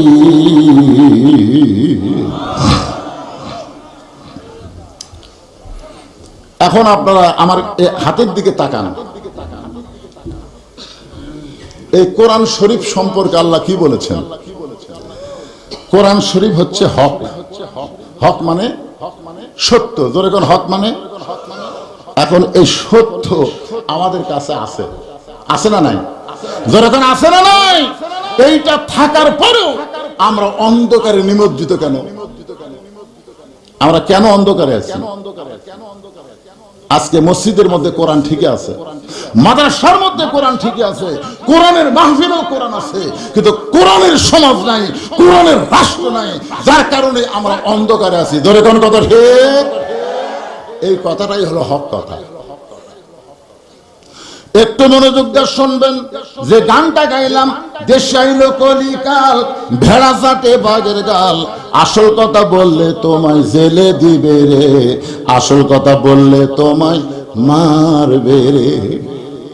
একটা দৃষ্টান্ত দিচ্ছি, এটা কোরআন হাদিস না, এটা যুক্তি দলিল, মানে দলিল দুই রকম, একটা হচ্ছে আকলি, একটা হচ্ছে নকলি। তো নকলি হচ্ছে কোরআন হাদিস, এটা জ্ঞান ভিত্তিক, একটা বোঝানোর জন্য বলতেছি, খুব খেয়াল করবেন। মসজিদে জোহরের নামাজ চলতেছে, কোন নামাজ? ইমামতি যিনি করতেছেন তার নাম হলো ফজল ইবনে আব্বাস, যিনি ইমামতি করতেছেন তার নাম হচ্ছে ফজল ইবনে আব্বাস। ইমাম সাহেব মুসল্লিদের নিয়ে নামাজ আদায় করতেছেন, এমন সময় একজন পাগল মসজিদের বাহির থেকে বলতেছেন, ইমাম মসজিদে নাই রে, ইমাম মসজিদে নাই। এরা কিন্তু কোরআন হাদিসের দলিল না, বোঝানোর জন্য বলতেছি ভাইজান। তো এখন এই কথাটা কি ভিতর থেকে বলছে না বাইরে থেকে? ইমাম মসজিদে নাই রে, ইমাম মসজিদে নাই, এই কথা শোনার পরে প্রত্যেকটা মুসল্লি এরকম হাত বাঁধা অবস্থায় মানে মেহরাবের দিকে তাকাচ্ছে। আপনারা বলেন তো, ইমাম সামনে না গেলে কেউ কি নামাজের দাঁড়াছে? তাহলে সবাই তো ইমাম দেখেই নামাজের নিয়ত করছে, ঠিক কিনা বলেন? তারপরে একটা পাগল বলতেছে ইমাম মসজিদে নাই রে, ইমাম মসজিদে নাই, এরপরেও চোখ টেরা করে দেখার কারণ কি?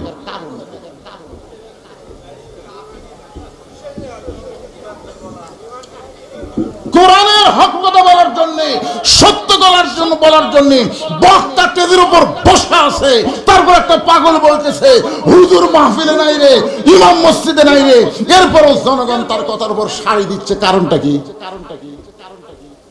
বুঝবার পারেননি? যা বলছি বলেছি, পরে বুঝালেন। হক কথা, সত্য কথা ভাইজান।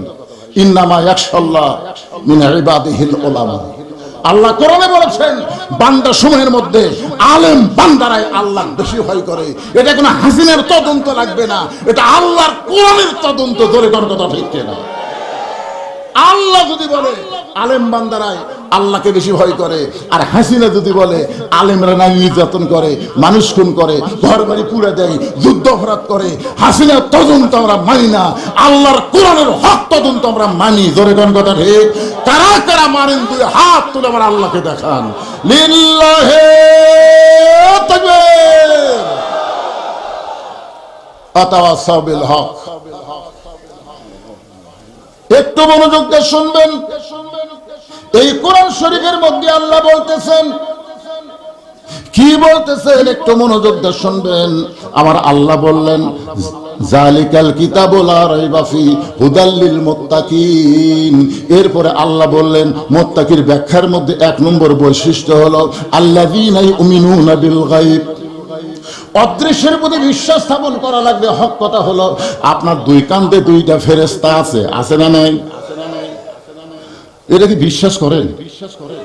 তাহলে যেই ছেলেটা রাত 1টার সময় মনে করতেছে বাপ মা আমার ঘুমে গেছে রে, কেউ চেতন নাই, দরজা বন্ধ করে দিয়ে মোবাইলের অশ্লীল ভিডিও দেখতেছে, কেউ চেতন নাই, দেখতেছে। দুই একজন আবার বেশি সেভ করার জন্য কম্বলের মধ্যে যায়। আপনি বলেন তো, যখন কম্বলের মধ্যে গিয়ে খারাপ ভিডিও দেখতেছে, ওই সময় কি ফেরেশতার কান্দত আছে? আছে? তাহলে ফেরেশতা কান্দে আছে। এই বিশ্বাস, এই সত্য, এই হক যদি সে মেনে নেয়, তাহলে তার দ্বারা কোনো অন্যায় কাজ হবে। তোমার দুই কান্দে দুই মোহরি লিখিতেছেন ডায়েরি, দুই কান্দে দুই মোহরি লিখিতেছেন ডায়েরি, দলিল দেখে রায় দিবে, টাকা পয়সার নাই কারবার, কিরামান কাতিবিনা ইয়ালামুনা মা তাফআলুন। আপনার বলেন তো, এটা হক কথা না মিথ্যা কথা? রে যুবকেরা, তুমি কি বিশ্বাস করো যেখানে কেউ দেখতে পায় না সেখানে আল্লাহ দেখে? যেরকম কে দেখে? এটা সবচেয়ে বড় হক কথা হলো ওয়াহুয়া মাকুম আইনামা কুনতুম, তুমি যেখানে থাকো না কেন তুমি আল্লাহর কাছ থেকে দূরে নেই, তুমি লুকাবার পারবে না, পলাবার পারবে না, সবকিছুই আল্লাহ দেখতেছে। জোরে কোন কথা ঠিক কিনা? দুই ছাত্র এক ওস্তাদ কইছে, এই মুরগি দুইজন দিলাম, তোরা এমন জায়গা জব করবি কেউ যেন না দেখে, যা। দুইজন দুই মুরগি লেগে গেছে, একজন মনে করতেছে খেরের পালার ধারে চারিদিকে তাকে দেখে কেউ নাই, ওই জব করে নিয়ে চলে যাচ্ছে। আরেকজন আনবার জব করে পারেনি, রে তুই জব করছিস, এমন জায়গা করছিস হুজুর কেউ দেখেনি, চারিদিকে খেলের পালা মাঝখানে মেরে দিছি, কে তুই পারিলি না কেন? আমি যেখানে যাই সেখানে দেখে আল্লাহ দেখতেছি হুজুর। আজকে এই হক কথাটা আমরা বিশ্বাস করতে পারি না যে কেউ না দেখলেও আল্লাহ দেখতেছে, আমরা খালি চারিদিকে সাইড মারি। এই হাসিনা যখন ক্ষমতায় ছিল তখন আমার বউ আমাকে খুবই বিরক্ত করছে, ওয়াজ করবার আসতে দেখে শুনে ওয়াজ করবেন, দেখে শুনে ওয়াজ করবেন। আমি বললাম কি দেখবো? বলে আগে যা দেখবেন পুলিশের গাড়ি আছে কিনা, র্যাবের গাড়ি আছে কিনা, হাসিনার কোনো ক্যাডার আছে কিনা, এগুলো আগে দেখবেন, দেখে যদি এগুলো না থাকে তাহলে ওয়াজ করবেন, থাকে তেল তেলা মেরে দিয়ে আসবেন। আমি আস্তে করে বইয়ের কপালে চুমা খেলাম, হক কথা বলতেছি, চুমা খেলাম। বউ বলতেছে আমার কথা আপনার বিশ্বাস হয়ে যাবেন না, তো চুমা খেলেন খেন। আমি কইলাম আজকেই তোমার শেষ দেখা, আর হয়তো দেখা নাও হতে পারে। বউ বলতেছে আপনি পাগল নাকি, এর আগে তো অনেকবার ধরা গেছেন, আপনাকে ছাড়া দিতে দেখা হচ্ছে। আরে পাগল, তুমি চিন্তা করো পুলিশ ধরা, র্যাব ধরা, আর প্রত্যেকটা মুসলমান হক কথা চিন্তা করবে আজরাইল ধরা। ধরে কোন কথা ঠিক কিনা? আপনারা বলেন তো কোন ধরার গুরুত্ব বেশি?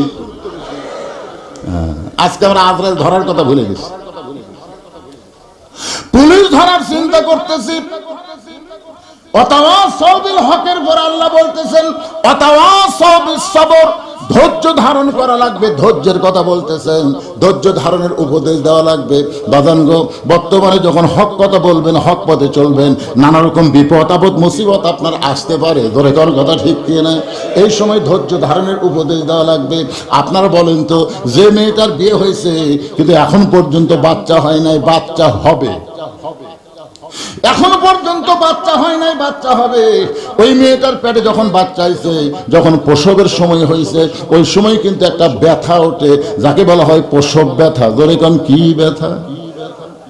এই প্রসব ব্যথা যখন উঠছে তখন মেয়েটা বলতেছে মরে যাবো, বিষ খাবো, গলা দড়ি দিব, মরে যাবো, মানে এত ব্যথার সাথে বলতেছে মরে যাবো, বিষ খাবো, গলা দড়ি দিব। তখন দাদি নানি দৌড়াচ্ছে, কিরে কিরে এত ব্যথা হচ্ছে, বাঁচবো না, মরে যাবো, বিষ খাবো, গলা দাদি ঘেরে পাগলি। তুই কি জানিস মায়ের পায়ের তলে সন্তানের জান্নাত? তুই জানিস? বাবা আনন্দে মাতিয়া সাগরে ভাসাইয়া সেই যে চইলা যায়, খবর লয় না, মাজন ধরিয়াই উদরে কতই কষ্ট করে, 10 মাস পরে পাই প্রসবের বেদনা। দাদি নানি বলে তোর পায়ের তলে সন্তানের জান্নাত, এমন করে কান্দিস না, সব ঘরে চল। ঘরে নিয়ে গিয়ে জোর করে শোয়া দিয়া ঠান্ডা পানির মধ্যে নরম কাপড় চুবড়ায় কপালে দেয়, কপালে দেওয়ার পরে গালে মুখে চুমা খায়, বলে ধৈর্য ধর, ওয়াতাওয়াসাউ বিস সবর, ধৈর্য ধর, তুই মা হবি, তোর পায়ের তলে সন্তানের জান্নাত হবে। এরপরেও প্রসব ব্যথায় যখন কানবার চাই, দাদি নানি বলে দাঁতের উপর দাঁত দিয়ে কান, জোরে কান্দিস না, কারণ রাস্তার ধারে তোর বাড়ি, মানুষ রাস্তা দিয়ে যাবে আর বলবে ওই বাড়ি একটা মেয়ে মানুষের বাচ্চা হওয়ার সময় কি জোরে জোরে কানতেছে, তোর কি শরম নাই, তোর কি লজ্জা নাই? আল হায়া শুবাতুম মিনাল ঈমান, লজ্জা শরম হলো ঈমানের একটা অংশ। এরকম নানা বুঝে বলতেছে ধৈর্য ধর, ধৈর্য ধর, দাঁতের ওপর দাঁত দেওয়া, তাও সবিস সবর। এবার মা দাদি নানির কথা মতো ধৈর্য ধরে দাঁতের উপর দাঁত দিছে, আর কান্দে না, কেন ও ও করতেছে। এমন সময় দাদি নানি ধাত্রীকে ইশারা করে বলতেছে মার। মার মানে কি? যে দাঁতের উপর দাঁত দিছে, ধাত্রী এখন মারছে টান, জোরে টান মারার কারণে কষ্ট এত বেশি হয়েছে যে মা বেহুশ, মা বেহুশ হয়ে গেছে।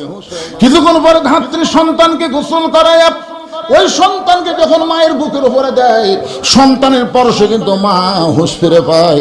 মা হুঁশ ফিরে পাওয়ার সঙ্গে সঙ্গে সন্তানকে বুকের মধ্যে টাইনা নিয়ে জিহ্বা লম্বা বের করে সন্তানের কপালে চুমা খায়, মুখে চুমা খায়, দাদি নানি তিরস্কার করে, বলে এর জন্য গলার দড়ি দিবার চাইলি, এর জন্য বিষ খাবার চাইলি, আত্মহত্যা করবার চাইলি, তাকে আবার চুমা খাস কেন, আদর করিস কেন, এক লাত্তি দিয়ে ফেলে দে, এক লাত্তি দিয়ে ফেলে দে, ও বড় কষ্ট দিয়ে তোকে দুনিয়া চাইছে, এরা আদর করিস না।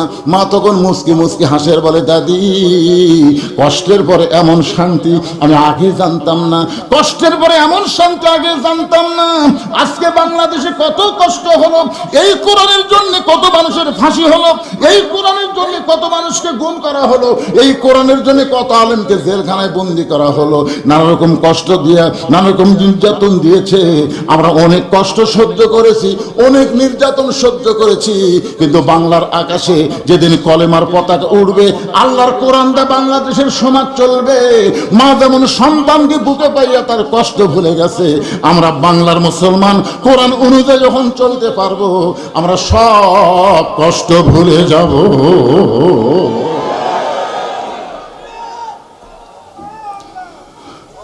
দুই একজন তকবীর দিবার চেয়েও দেয় না রে। বিরক্ত হচ্ছেন ভাইজান?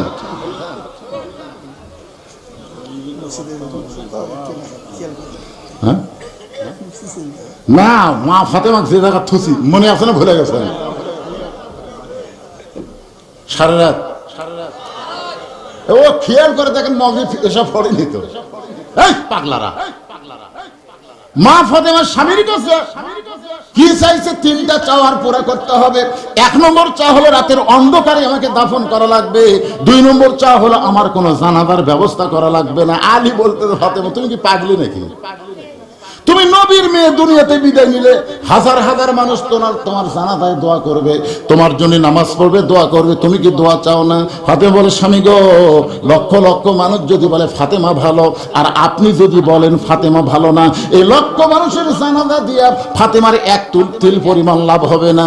আর দুনিয়ার তামাম মানুষ যদি বলে ফাতেমা খারাপ, আর আপনি যদি বলেন আমার বউ ফাতেমা ভালো, স্বামীর সার্টিফিকেটে 8টা জান্নাতের দরজা আল্লাহ খুলে দিল।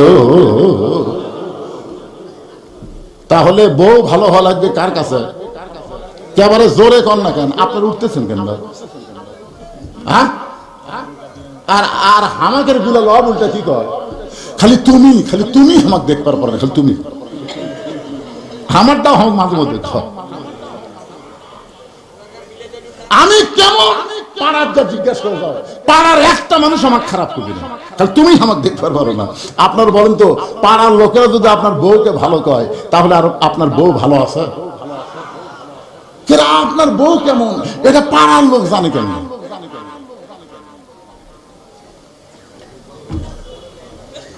ফাতেমা বলতেছেন, স্বামী গো, আমার কোনো জানাজার ব্যবস্থা করা লাগবে না, আপনি যদি পারেন আমার কবর খুঁড়বেন।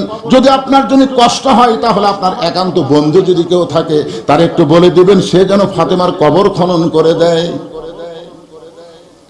হেকায়েতে সাহাবা পড়ে দেখেন, হযরত আলীর সবচাইতে আপন বন্ধুর নাম হলো আবু যর গিফারি। জোরে বলেন নাম কি? গভীর রাত্রে আবু যর গিফারির জানলার কাছে হযরত আলী ছোট বাচ্চার মতন ফোঁপায় ফোঁপায় কাঁদতেছে। আবু যর গিফারি দরজা খুলে বলে, আলী ভাই, এই গভীর রাত্রে কান্দার কারণ কি জানতে চাই? আলী, তোমার সঙ্গে জীবনে বহু যুদ্ধ করলাম, কোন যুদ্ধে তোমাকে পরাজিত হয়ে কাঁদতে দেখি নাই, আজকে রাত্রে বেলা আমার জানলার কাছে কান্দার কারণ কি? আবু যর গিফারি, আলী বলতেছে, আবু যর গিফারি, একজন পর্দানিশী গভীর রাত্রে মৃত্যুবরণ করবে, এই গভীর রাত্রে তাকে দাফন করা লাগবে, তার জন্য একটা কবর খুঁড়তে হবে। আবু যর গিফারি বলতেছে, আলী রে, সেই পর্দানিশী কে গো, তার নাম কি তোমার মুখস্থ নাই? আলী বলতেছে, আমার হাসান হোসেন 6 মাস আগে নানা হারাইছে, আজকে 6 মাস পরে গভীর রাত্রে তাদের মা হারাবে। আবু যর গিফারি কোদাল নিয়ে জান্নাতুল বাকির পূর্ব কোণায় গিয়ে দেখে সবুজ রঙের একটা বাতি জ্বলতেছে, যেই বাতির কোনো তার নাই, যেই বাতির কোনো সুইচ নাই, বিনা তারে বিনা সুইচে আমার আল্লাহ তাআলা অটোমেটিক জ্বলায়া দিছে। আপনারা বলেন তো, আমাদের কবরে কোনো দরজা আছে, জানলা আছে, বাতি আছে? অন্ধকার, অন্ধকার, অন্ধকার। এই সূরা আসর খুব মনোযোগ দিয়ে শুনবেন। এই যে 4টা কাজের কথা বলা হয়েছে, এই 4টা আমল যদি 4টা কাজ যদি আমাদের মধ্যে থাকে, আমাদের কবর অন্ধকার হবে না। ঈমানের নূর দিয়া, আমলের আলো দিয়ে আল্লাহ কবরকে আলোকিত বানায়া দিবে। আপনার বলেন তো ওখানে কোনো তার সুইচের দরকার আছে? এই কথা কোন আছে? আবু যার গিফারি তাকায় দেখে বাতি জ্বলতেছে, বাতির কোনো তার নাই, বাতির কোনো সুইচ নাই। চন্দ্র সূর্য যেমন জ্বলে তেমন একটা বাতি জ্বলতেছে, ওই বাতির আলোটা গোলাকার না হয়ে ওটা কবরের মতন চারকোনা হয়ে পড়েছে। ওই কবরের মধ্যে কোদাল দিয়া আবু যার গিফারি শুরু করলেন কবর খনন করা। এক সময় আবেগে, এটা কিন্তু বিবেকের কথা হচ্ছে না, এটা আবেগে বলতেছেন, কবর এই গভীর রাত্রে খনন করা হচ্ছে, তুই কি বলতে পারবি আমি কার জন্য কবর খনন করতেছি? কবর তোর মধ্যে এমন একজন মহিয়সী নারীকে রাখা হবে, আল্লাহ নবীর মেয়ে হওয়ার পরেও নবী তাকে মায়ের মতো সম্মান করেছে। সুবহানাল্লাহ। কি হওয়ার পরে? মেয়ে হওয়ার। উম্মে কুলসুম আমার মেয়ে, জয়নাব আমার মেয়ে, রোকে আমার মেয়ে। প্রত্যেকটা সাহাবী শুনবার চাচ্ছে নবীর আর একটা মেয়ে আছে, আছে না নাই? কথা কোন আছে না নাই? কিন্তু নবী খালি বলতেছে জয়নাব আমার মেয়ে, রোকে আমার মেয়ে, কুলসুম আমার মেয়ে। 3 বার এই কথা বলার পরে হাসান হোসেন নবীর কাছে বসে ছিল। তারা 2 ভাই লাভ ধরে বলতে, ভাই চলো চলো, এই নানার কাছে আমরা থাকবো না। নানা 3টা মেয়ের নাম কয়, কিন্তু আমাদের মা গরিব বলে আমাদের মায়ের নাম ভুলে গেছে। সঙ্গে সঙ্গে নবী হাসান হোসেনকে বুকের মধ্যে নিয়ে বলতে, ভাইজান তোদের মা আমার মেয়ে না, তোদের মা হইল আমার মা। সাহাবীরা বললেন, ইয়া রাসূলুল্লাহ আমরা সবাই জানি ফাতেমা আপনার মেয়ে, কিন্তু ফাতেমা আপনার মা কেমনে হয়? রাসূল বললেন, তায়েফের ময়দান থেকে রক্তমাখা শরীর নিয়ে আমি যখন মক্কায় আসলাম, ওই সময় আমার 4টা মেয়ে মক্কায় ছিল। কয় মেয়ে? 3 মেয়ে আমার ঘরের মধ্যে একসঙ্গে ঢুকে বললেন, বাবা আপনি তাইফে কেন গেলেন? বাবা তাইফবাসী অত্যন্ত খারাপ, এত কষ্ট আপনাকে দিল, এই কষ্ট আপনি কেমনে সহ্য করবেন? 3টা মেয়ে হলো রোকেয়া, জয়নাব আর কুলসুমা। 3টা মেয়ের মতন কথা বলে যখন ঘর থেকে বাইরে যায়, এমন সময় ফাতেমা ঘরের মধ্যে ঢুকে দরজা বন্ধ করে দেয়। রাসূল বলেন, ফাতেমা দরজা বন্ধ করার কারণ কি? ফাতেমা বলতেছে, বাবা আপনার মাধ্যমে আল্লাহকে আমি একটু কিছু বলবার চাই। রাসূল চমকে উঠছে, আমার মাধ্যমে তুই আল্লাহরে কি বলবি? ফাতেমা বলতেছে, বাবা ইব্রাহিম নবীর জন্য নমরুদের আগুনের চুলা যদি শান্তির বাগান হবার পারে, মুসা নবীর জন্য আল্লাহ যদি সাগরকে রাস্তা বানায় দিবার পারে, তাহলে আমার বাবার জন্য আল্লাহ তাইফের পাথর কেন তুলা বানাবার পারলো না? আল্লাহ ইচ্ছা করলে সবই করবার পারে। ধরে কোন কথা ঠিক কি না? ওই তায়েফবাসী আপনাকে এত পাথর মারছে বাবা, আপনার শরীরের অবস্থা দেখে আমার কলিজা দিয়া রক্ত ঝরতেছে। 3টা মেয়ে বলেছে, বাবা এত কষ্ট আপনি কেমনে সহ্য করবেন? আর ফাতেমা বলতেছে, আমি কেমনে এটা সহ্য করব, আমার কলিজা দিয়ে রক্ত ঝরতেছে। রাসূল বলেন, সাহাবীরা রে, এই কথা বলার পরে ফাতেমা বাইরে গেল, উনানের উপরে পানি গরম করতেছে, জয়তুনের তেল গরম করতেছে। কিছুক্ষণ পর ঘরের মধ্যে ঢুকে আমার শরীর থেকে কাপড় খসে যত জায়গায় আমাকে পাথর মারছিল, প্রত্যেকটা জায়গায় ওই নরম কাপড় গরম পানির মধ্যে চুবড়ায় চুবড়ায় আমার গোটা দেহ পরিষ্কার করে এক সময় ফাতেমার উরতটাকে বালিশ বানায়া আমি নবী তখন কখন ঘুমায় গেছি, ফাতেমার নরম হাতের মধ্যে ওই গরম জয়তুনের তেল নিয়ে আমার ক্ষতস্থানে যখন মালিশ করে দেয়, আমি স্বপ্নে দেখি আমার আমেনা মা দরজার সামনে দাঁড়িয়ে আছে। আমি স্বপ্নে বললাম, মা আইসেন যখন আর যাবার দেব না। মা যখন আমার নিকটে আসে, আমি খপ করে মায়ের হাতটা চাইবা ধরি, মা বলে এমন সময় ফাতেমা আমার কপালে চুমা খায়। ফাতেমার চোখের পানি দিয়ে নবীর চোখের মধ্যে ঢুকে ঘুমটা ভাঙ্গে যায়। রাসূল বলে, ফাতেমা কেন কাঁদতেছিস? ফাতেমা বলে, বাবা আমি কান্দি না, আপনি আমাকে কান্দাচ্ছেন। বাবা স্বপ্নের মধ্যে মা বলে আমার হাতটা চাইপা ধরেছেন, এই যে দেখেন বাবা এখন পর্যন্ত আমার হাতটা চাইপা ধরে আছেন। রাসূল বলে, ফাতেমা স্বপ্নে মা বলে যদি তোর হাতটা চাইপা ধরি, তাহলে তুই শুধু আমার মেয়ে না, তোর অন্তরে ভালোবাসায় রয়েছে আমার মা আমিনা। কবর খবরদার বেয়াদব তুই করবি না। তোর মধ্যে এমন একজন বিবিকে রাখা হবে যার স্বামী হলো আসাদুল্লাহিল গালিব। আবার কোদাল দিয়ে কবর খুঁড়তে খুঁড়তে এক সময় বলে, কবর রে তুই কি জানিস তোর মধ্যে এমন একজন মাকে রাখা হবে যার 2টা সন্তান হবে জান্নাতি যুবকদের সর্দার। এই কথা বলে আবার যখন কোদাল মারতে চায়, এমন সময় কবর থেকে আওয়াজ আসতেছে। অনেকে মনে করেন এই আওয়াজটা ফাতেমার জন্যে, আসলে কিন্তু ফাতেমার জন্যে না।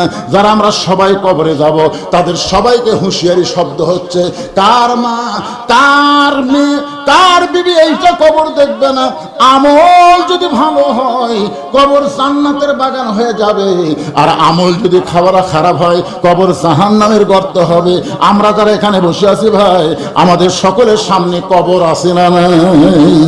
একটা গজল গাই, কিন্তু যেদিন ডাক পড়িবে কবর মাঝে যাইতে, জোগাড় কিছু করছো বন্ধু তার মাঝে বিছাইতে। ডানে কবর বামে কবর নিচে কবর আছে যে, ওপর দিকে চাইয়া দেখো বাঁশের ছাউনি দিছে কে। কিন্তু যেদিন মানে কোন দিন? কথা কর না কেন? কিন্তু যেদিন মানে কোন দিন জানা আছে? আপনাকে জানা আছে কবে মরবেন? আল্লাহ যদি আমাকে বলতে শীত তুই 2045 সালে মরবি রে, 45 সালের ডিসেম্বর মাসে 27 তারিখে, তাহলে আমি মোটা কথা এখন চলছে যে 25, তাহলে 45 আরো 20 বছর বাড়ায়, তাহলে একটু মশান্ত পারবি যাক, বা 20 বছর। কিন্তু বলা হচ্ছে কিন্তু যেদিন মানে কোন দিন আমরা কেউ জানি না, কবে ডাক পড়বে জানি না। সেই কবরকে সামনে নিয়ে আল্লাহর ঘর মসজিদের জন্য আপনাদের কাছে যদি একটু গামছা যায়, একটু ব্যাগ যায়, কবরের পাথর হিসাবে মসজিদে কারা কারা দান করবেন আল্লাহকে একটু হাত দেখান তো দেখি। যারা দান করবেন, যা পারবেন, 10 পারেন, 20 পারেন, 50, হাত তুলবার সাহস পাচ্ছে না।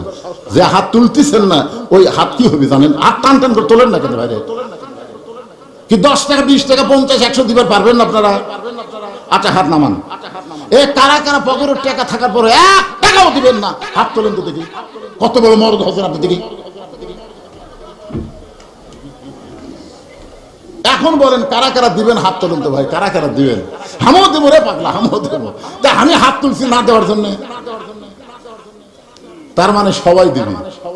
কে ভাই মসজিদ কমিটির গামছা কুটিরে গামছা বস্তা হলেও চলবে, অসুবিধা নেই।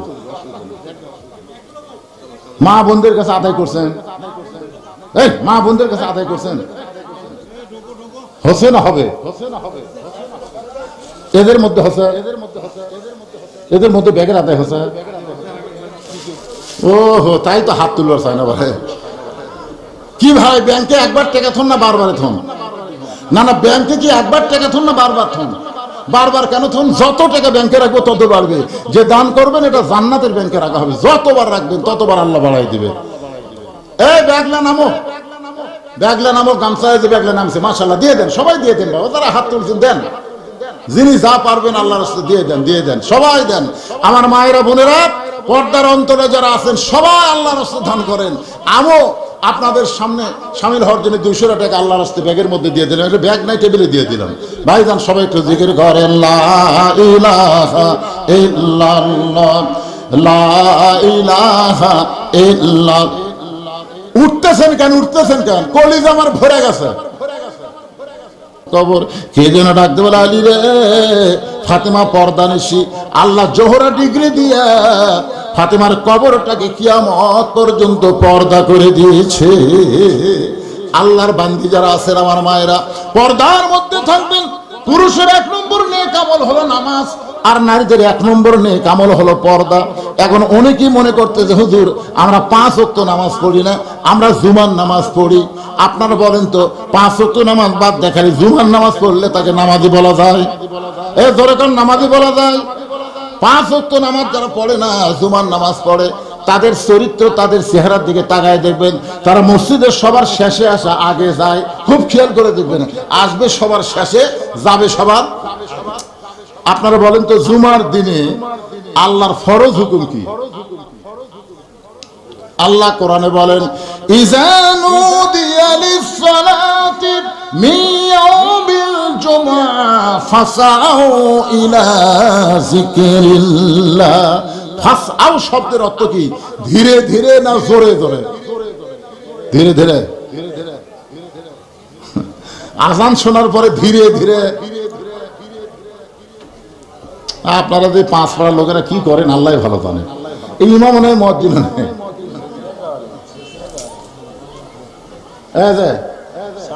জামাই কি কয় ফাসাও চা, মানে মানে আসতেও না আবার দৌড়ানো না, এমন ভাবে যাওয়া লাগবে আজান শোনার সাথে সাথে। আর আমাদের গুলা কি করে, সবার শেষে আসে বারবার খালি ঘড়ি দেখে, বারবার ঘড়ি দেখে। কতগুলা লোক দেখবেন মসজিদের মধ্যে ঢুকলি ঘড়ি দেখা রোগ ধরে, মসজিদ ঢুকলি ওই চাষ করে ঘন্টার পর ঘন্টা গল্প করতেছে, একবার ঘড়ি দেখে না, এরকম লোক নাই। মসজিদের মধ্যে ঢুকলি নিজের ঘড়ি দেখতেছে, মসজিদের দেওয়াল ঘড়ি দেখতেছে, এই দুটা দেখার পর তৃপ্তি হচ্ছে না, সাইড একটা বল ভাই আর কয় মিনিট আছে রে, হচ্ছে এখনো 5 মিনিট ভাই, আজ ঘড়ি লড়তেছে না, আজ ঘড়ি লড়তেছে না। আল্লাহ কোরআনে বলেছেন কদ আফলাহা মান তাযাক্কা ওয়া যাকারা ইসমা রাব্বিহি ফাসাল্লা।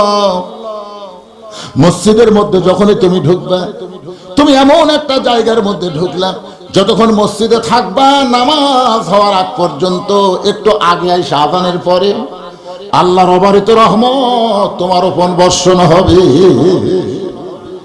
একজন আমাকে বলতে, হুজুর আমি খালি জুম্মা পড়ি, 5 ওয়াক্ত পড়ি না, তাহলে আমার খবর কি? আমার কি কোনো খবর নাই?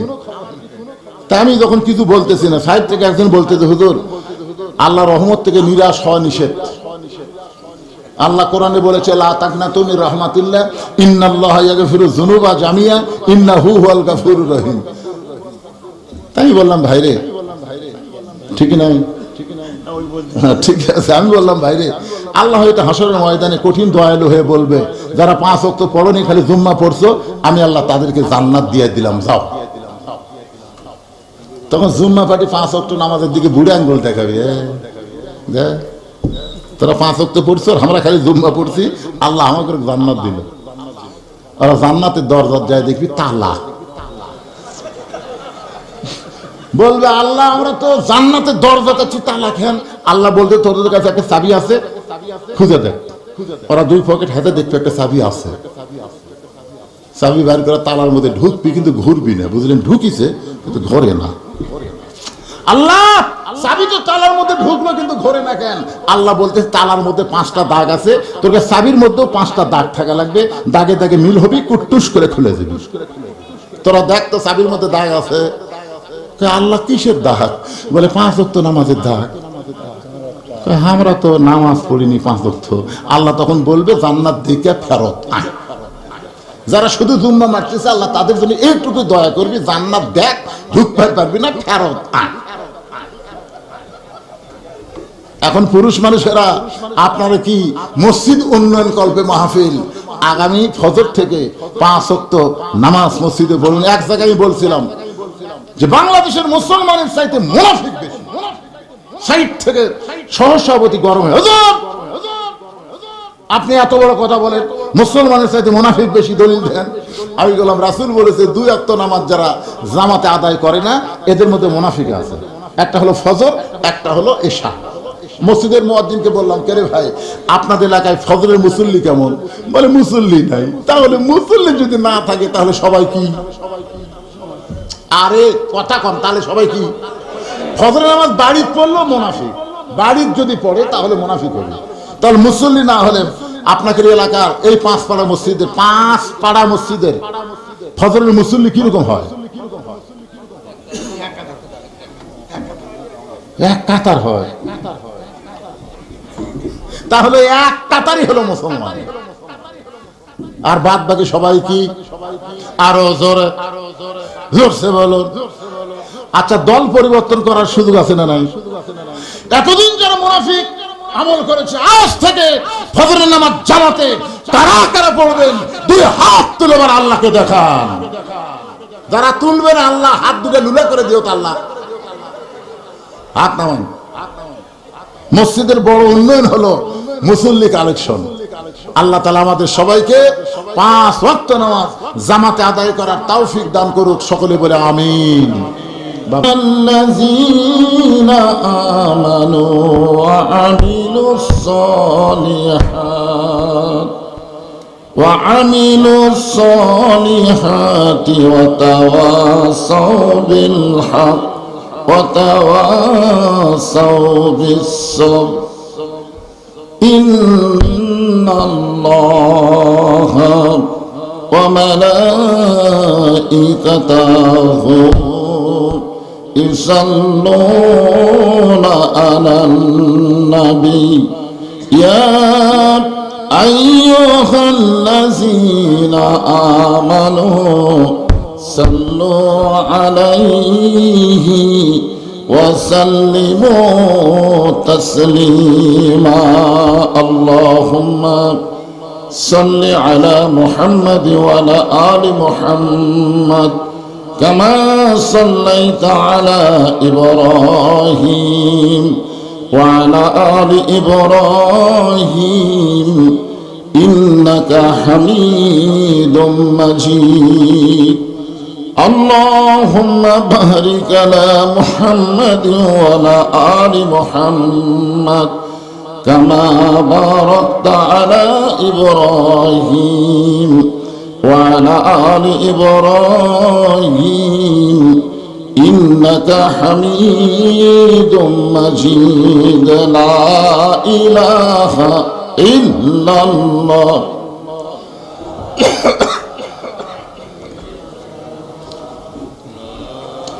এতগুলো পুরুষ মানুষ জবান খুলে আল্লাহর জিকির করতে কোনো ফতুয়া আছে নাকি? ফতুয়া আল্লাহ কোরআনে বলেছেন ইয়া আইয়ুহাল্লাযীনা আমানু উযকুরুল্লাহা যিকরান কাসীরা। বেশি বেশি নামাজ পড়ার কথা নাই, রোজা করার কথা নাই, হজ করার কথা নাই, যাকাত দেওয়ার কথা নাই, বেশি বেশি না, হিসাব মতো। জরিকান ঠিক কিনা? কিন্তু জিকিরের কথা বলেছেন যিকরান কাসীরা, মানে বেশি বেশি, অর্থাৎ সব সময়। জিকিরের ব্যাপারে কোনো ফতুয়া নাই, জবান খোলা আল্লাহর জিকির। আফজালুজ জিকির লা ইলাহা ইল্লাল্লাহ, লা ইলাহা ইল্লাল্লাহ। আমি না বলছিলাম একটু গরম পানি এটা ধরেন, সান লা ইলাহা ইল্লাল্লাহ। চাঁদ সূরজ আর গ্রহ তারা আল্লাহ নামের পাগল পারা। চাঁদ সূরজ আর গ্রহ তারা আল্লাহ নামের পাগল পারা। আমার আল্লাহ নামের এতই দয়া, আল্লাহ নামের এতই মায়া, লুকিয়ে রাখছেন হে আল্লাহ জোরে লা ইলাহা ইল্লাল্লাহ। লা ইলাহা ইল্লাল্লাহ, লা ইলাহা ইল্লাল্লাহ, লা ইলাহা ইল্লাল্লাহ, লা ইলাহা, লা ইলাহা ইল্লাল্লাহ মুহাম্মাদুর রাসূলুল্লাহ। সকলেই বলবো সাল্লাল্লাহু আলাইহি ওয়াসাল্লাম। মহিমাগঞ্জ এলাকা জমিয়ত আহলে হাদিস কেন্দ্রীয় জামে মসজিদ, শ্রীপতিপুর, পাঁচপাড়া, মহিমাগঞ্জ, গোবিন্দগঞ্জ, গাইবান্ধা। এক কথা, মসজিদের উন্নয়ন কল্পে আজকের এই 10তম তাফসীরুল কোরআন মাহফিল। আজকের এই মাহফিল আল্লাহ তাআলা যিনাকে সম্মানিত সভাপতির আসনে কবুল করেছেন, জনাব মাওলানা আব্দুস সামাদ আজাদ। আজকের এই মাহফিলের সম্মানিত সভাপতিকে অন্তরের অন্তঃস্থল থেকে আমি শুভেচ্ছা জ্ঞাপন করছি। সম্মানিত সহসভাপতি জনাব মাওলানা মোহাম্মদ শহীদুল ইসলাম। আজকের এই মাহফিলের সম্মানিত অতিথিবৃন্দ, সম্মানিত সুধীজন, সম্মানিত ওলামায়ে কেরাম, আপনাদের মাঝে মাঝে যে সমস্ত আলেম ওলামা বসে আছেন, মঞ্চে আছেন, মাগরিবের নামাজের পর থেকে এতক্ষণ পর্যন্ত কোরআন হাদিসের আলোকে অত্যন্ত গুরুত্বপূর্ণ আলোচনা করে আপনাদেরকে শোনালেন। আলেম ওলামা সহ আজকের মাহফিলের আলোচকগণকে অন্তরের অন্তঃস্থল থেকে আমি শুভেচ্ছা জ্ঞাপন করছি। এই মুহূর্তে আমার সামনে যারা বসে আছেন, জিনাদেরকে আল্লাহ দয়া করে, রহম করে, মেহেরবানি করে এই জান্নাতের টুকরার ভিতরে কবুল করেছেন। আমি যখন বললাম কবুল করেছেন, তখন আপনাদের কিছু বলা দরকার ছিল। আপনারা কি মনে করতেছেন যে আপনার নিজের ইচ্ছা এখানে আইছেন? আল্লাহ যদি না চাইতো এই জায়গার ভিতরে আপনারা বসতে পারতেন না। অনেক মানুষ এখনো রাস্তায় ঘুরতেছে, বাজারে ঘুরতেছে, কিন্তু এই জায়গায় আসতে পারে নাই, কারণ ওদেরকে আল্লাহ চায় না। আল্লাহ কোরআনে বলেছেন, মা আসাবাকা মিন হাসানাতিন ফামিনাল্লাহ, বান্দা বান্দির দ্বারা যখন কোনো ভালো কাজ হয়, এই কাজ বান্দা বান্দি করে না, বরং আল্লাহ করায়। আপনারা বলেন তো, তাফসীরুল কোরআন মাহফিলে বসা ভালো কাজ না খারাপ কাজ? তাহলে এই কাজ আপনারা করলেন না, আল্লাহ করালো। যে আল্লাহ দয়া করে, রহম করে, মেহেরবানি করে আমার সামনে আপনাদের কবুল করেছেন, আমি আমার অন্তরের অন্তঃস্থল থেকে আপনাদের সবাইকে শুভেচ্ছা জ্ঞাপন করছি। সম্মানিত মা বোনেরা, পর্দার অন্তরালে বসে বসে যারা আলোচনা শুনতেছেন, তাদেরকে শ্রদ্ধা জ্ঞাপন করে এই মুহূর্তে আমি জানতে চাচ্ছি আপনারা সকলে কেমন আছেন? আলহামদুলিল্লাহ রাব্বিল আলামিন। যে আল্লাহ শারীরিক সুস্থতা, মানসিক প্রশান্তি সহকারে আজকের এই জান্নাতের বাগানে আমাদের কবুল করলেন, আমরা সে আল্লাহর উপরে খুশি না বেজার? তাহলে জবান করে সমস্বরে সকলে বলবো, রব্বানা লাকাল হামদ হামদান কাসীরান তাইয়িবান মুবারাকান ফীহি। আমরা প্রশংসা করলাম কার? কেন করলাম? এমনি এমনি। আপনারা কোনো বক্তার যদি বেশি বেশি প্রশংসা করেন, আপনাদের কোনো লাভ হবে না, বক্তার দাওয়াত বেশি হবে। আপনারা যদি কোনো নেতার প্রশংসা করেন, আপনাদের কোনো লাভ হবে না, নেতার সামনে ইলেকশনে ভোট বেশি পাবে। ধরে কোন কথা ঠিক না? আপনারা কোনো ডাক্তারের প্রশংসা করেন, ডাক্তারের রোগী বেড়ে যাবে, আপনাদের কোনো লাভ হবে না। কিন্তু কেবলমাত্র আল্লাহর প্রশংসা যদি আপনারা করেন, আল্লাহর কোনোই লাভ নেই। কারণ আল্লাহ এমন একজন আল্লাহ, প্রশংসা করলেও আল্লাহ, না করলেও আল্লাহ। ধরে কোন কথা ঠিক না? কিন্তু আমরা যারা প্রশংসা করতেছি, আমরা এত লাভবান হব, তামলাউল মিজান, হাসরের ময়দানে আল্লাহ মিজানকে নেকি দিয়ে পরিপূর্ণ করে দিবে। সে আল্লাহর প্রশংসা করতে আমাদের কোনো আপত্তি, কিন্তু কেন করব? প্রশ্ন যদি কেউ করে যে হুজুর আমাকে খুব লাভ, তো অনেক লাভ, কিন্তু শোনা যায়, চোখে দেখা যায় না, ঠিক কিনা বলেন? আল্লাহর প্রশংসা করার বহু কারণের মধ্যে একটা কারণ আমি আপনাদের বলি। সেই কারণটা হলো, আমরা এই দুনিয়াতে আসার আগে আর একটা জগতে ছিলাম। এটা কি আপনাদের বিশ্বাস হয়? আপনাদের কি মনে আছে? কে কয় মনে আছে রে? আমরা আর একটা জগতে ছিলাম, ওই জগৎকে বলা হয় আলমে আরওয়াহ, রুহের জগৎ। রুহের জগতে আমাদের রুহগুলোকে আল্লাহ এত পছন্দ করেছে যে দুনিয়ার জগতে আমাদেরকে মুসলমানের ঘরে আল্লাহ কবুল করেছেন। আপনারা কি মনে করেন? এই বাংলাদেশে বহু ধর্মের মানুষ বসবাস করে। আপনারা বলেন তো, আসলে ধর্ম কয়টা? আরো জোরে জোরসে বলুন, কার কথা? ওয়ামাইয়াবতাগি গায়রাল ইসলাম দীনান ফালাই ইউকবালা মিনহু। ইসলাম ছাড়া অন্য কোন জীবন ব্যবস্থা, ধর্ম কেউ যদি গ্রহণ করে, আল্লাহ বলেছেন কখনোই তা কবুল করা হবে না। আল্লাহর কাছে কবুলযোগ্য একমাত্র জীবন ব্যবস্থা ধর্মের নাম কি?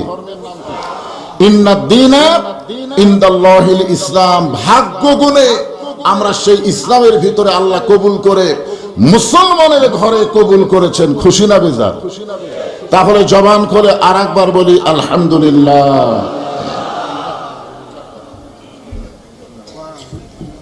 ভাইজান যাবেন না থাকবেন?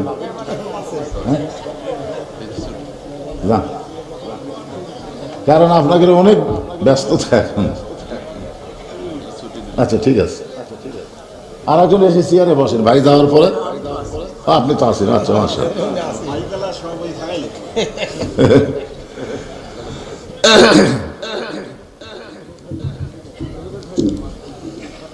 কি বলতেছিলাম? যে আল্লাহর প্রশংসা করার আর একটা কারণ বলবো। সে কারণটা হলো দুনিয়ার সবাইকে মুসলমানেরা নেতা হিসাবে মানবার পারবে না। অনেকে বলে না আমার নেতার পিছনে আজকে সারাদিন খাটলাম। কি জন্য খাটলাম? মাঝে মধ্যে স্লোগানও মারছে, আমার নেতার চরিত্র ফুলের মতো পবিত্র, দিনে এক নামাজ পড়নি এক ওয়াক্ত। আমরা ভাগ্য গুণে এমন একজন নবী এবং নেতা পাইছি, সুবহানাল্লাহ বলেন। এটা আমাদের কপাল। কপাল। ছোটবেলা একটা গান শুনছিলাম, আছেন আমার মুক্তার, আছেন আমার ব্যারিস্টার, শেষ বিচারের হাইকোর্টেতে তিনি আমায় করবেন পার, আমি পাপী রাসূল জাবিন্দার। এখানে রাসূলকে জাবিন্দার কেন বললাম? মানে আমাদের কপাল এত ভালো, আল্লাহ যখন হাসরের ময়দানে হাকিম হয়ে আমাদেরকে আসামি বানায় বিচার শুরু করবেন, ওই সময় আমাদের নবী উকিল হয়ে ব্যারিস্টার হয়ে আমাদেরকে সুপারিশ করে জান্নাতে পৌঁছায় দিবে। এমন একজন নবী নেতার উম্মত হওয়াতে খুশি না বেজার? আমাদের বাংলাদেশে কিছু মুসলমান আমাদের নবীকে নবী হিসাবে বিশ্বাস করে, কিন্তু নেতা হিসাবে মানবার চায় না। এরকম কিছু মুসলমান আছে না? দেখবেন নবীর প্রতি দরুদ পড়ি, নবীরে সালাম করি মসজিদের ভিতরে, কিন্তু নবীর সমাজ গড়ার কাজে অনেকের দ্বন্দ্ব মনে বাজে। কি নবীর সমাজ গড়ার কাজে অনেকের দ্বন্দ্ব আছে না নাই? এই যে আমার এক ভাই ডাক্তার সাহেব বললেন, নবীর 23 বছরের নবুয়তি জিন্দেগির 10 বছর নবী মদিনার রাষ্ট্রপতি ছিলেন। ধরে কোন কথা ঠিক কিনা?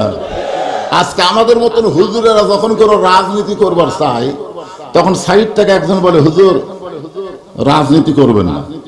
আমি চিন্তা করি, আমি তো একটা পাংশা হুজুর। আসল হুজুর যিনি, তিনি রাজনীতি করেছেন 10 বছর। ধরে কোন ঠিক কিনা? তো বিশ্বনবী যদি রাজনীতি করে বিশ্ব নেতা হওয়ার পরে আর আমরা চামচা হুজুর রাজনীতির কথাই বলবার পারবো না, এটা কেমন কথা? ঠিক কিনা বলে? আমরা যে কোরআন থেকে তাফসির শুনবো, আমি সূরা আসরের তাফসির করে আপনাদের শোনানোর নিয়ত করেছি।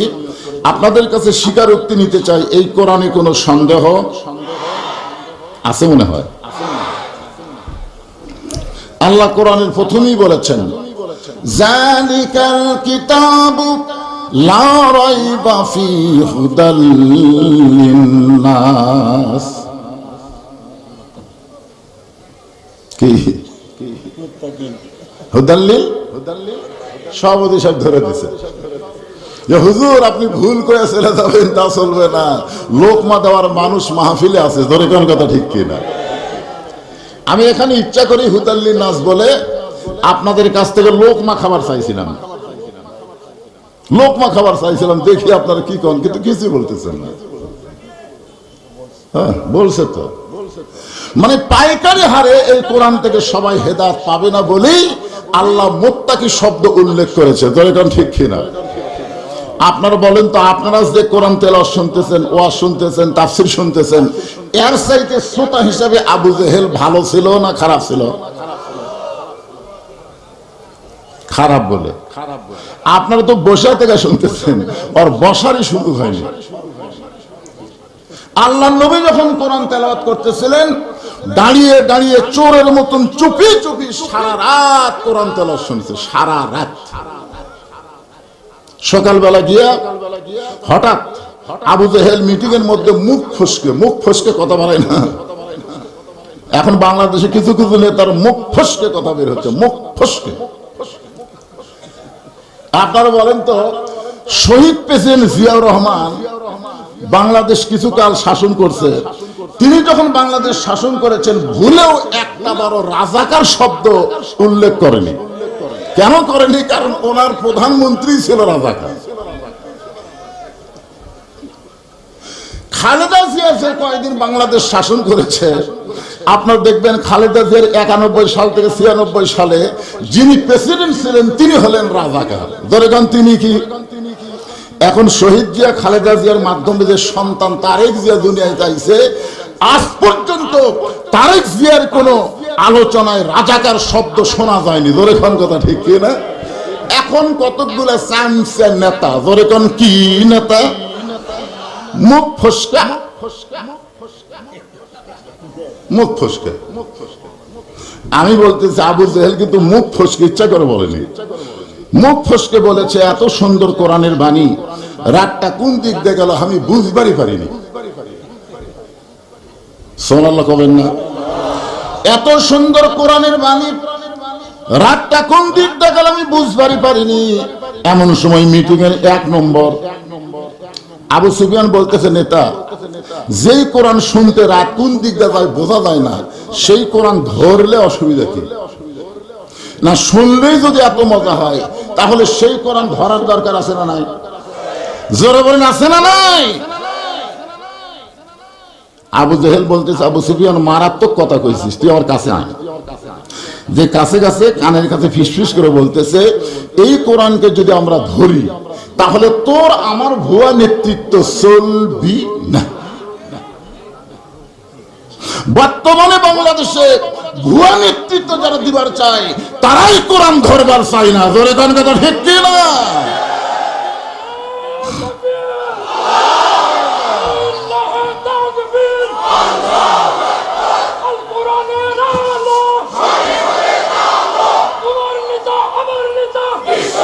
লিল্লাহে তাকবীর।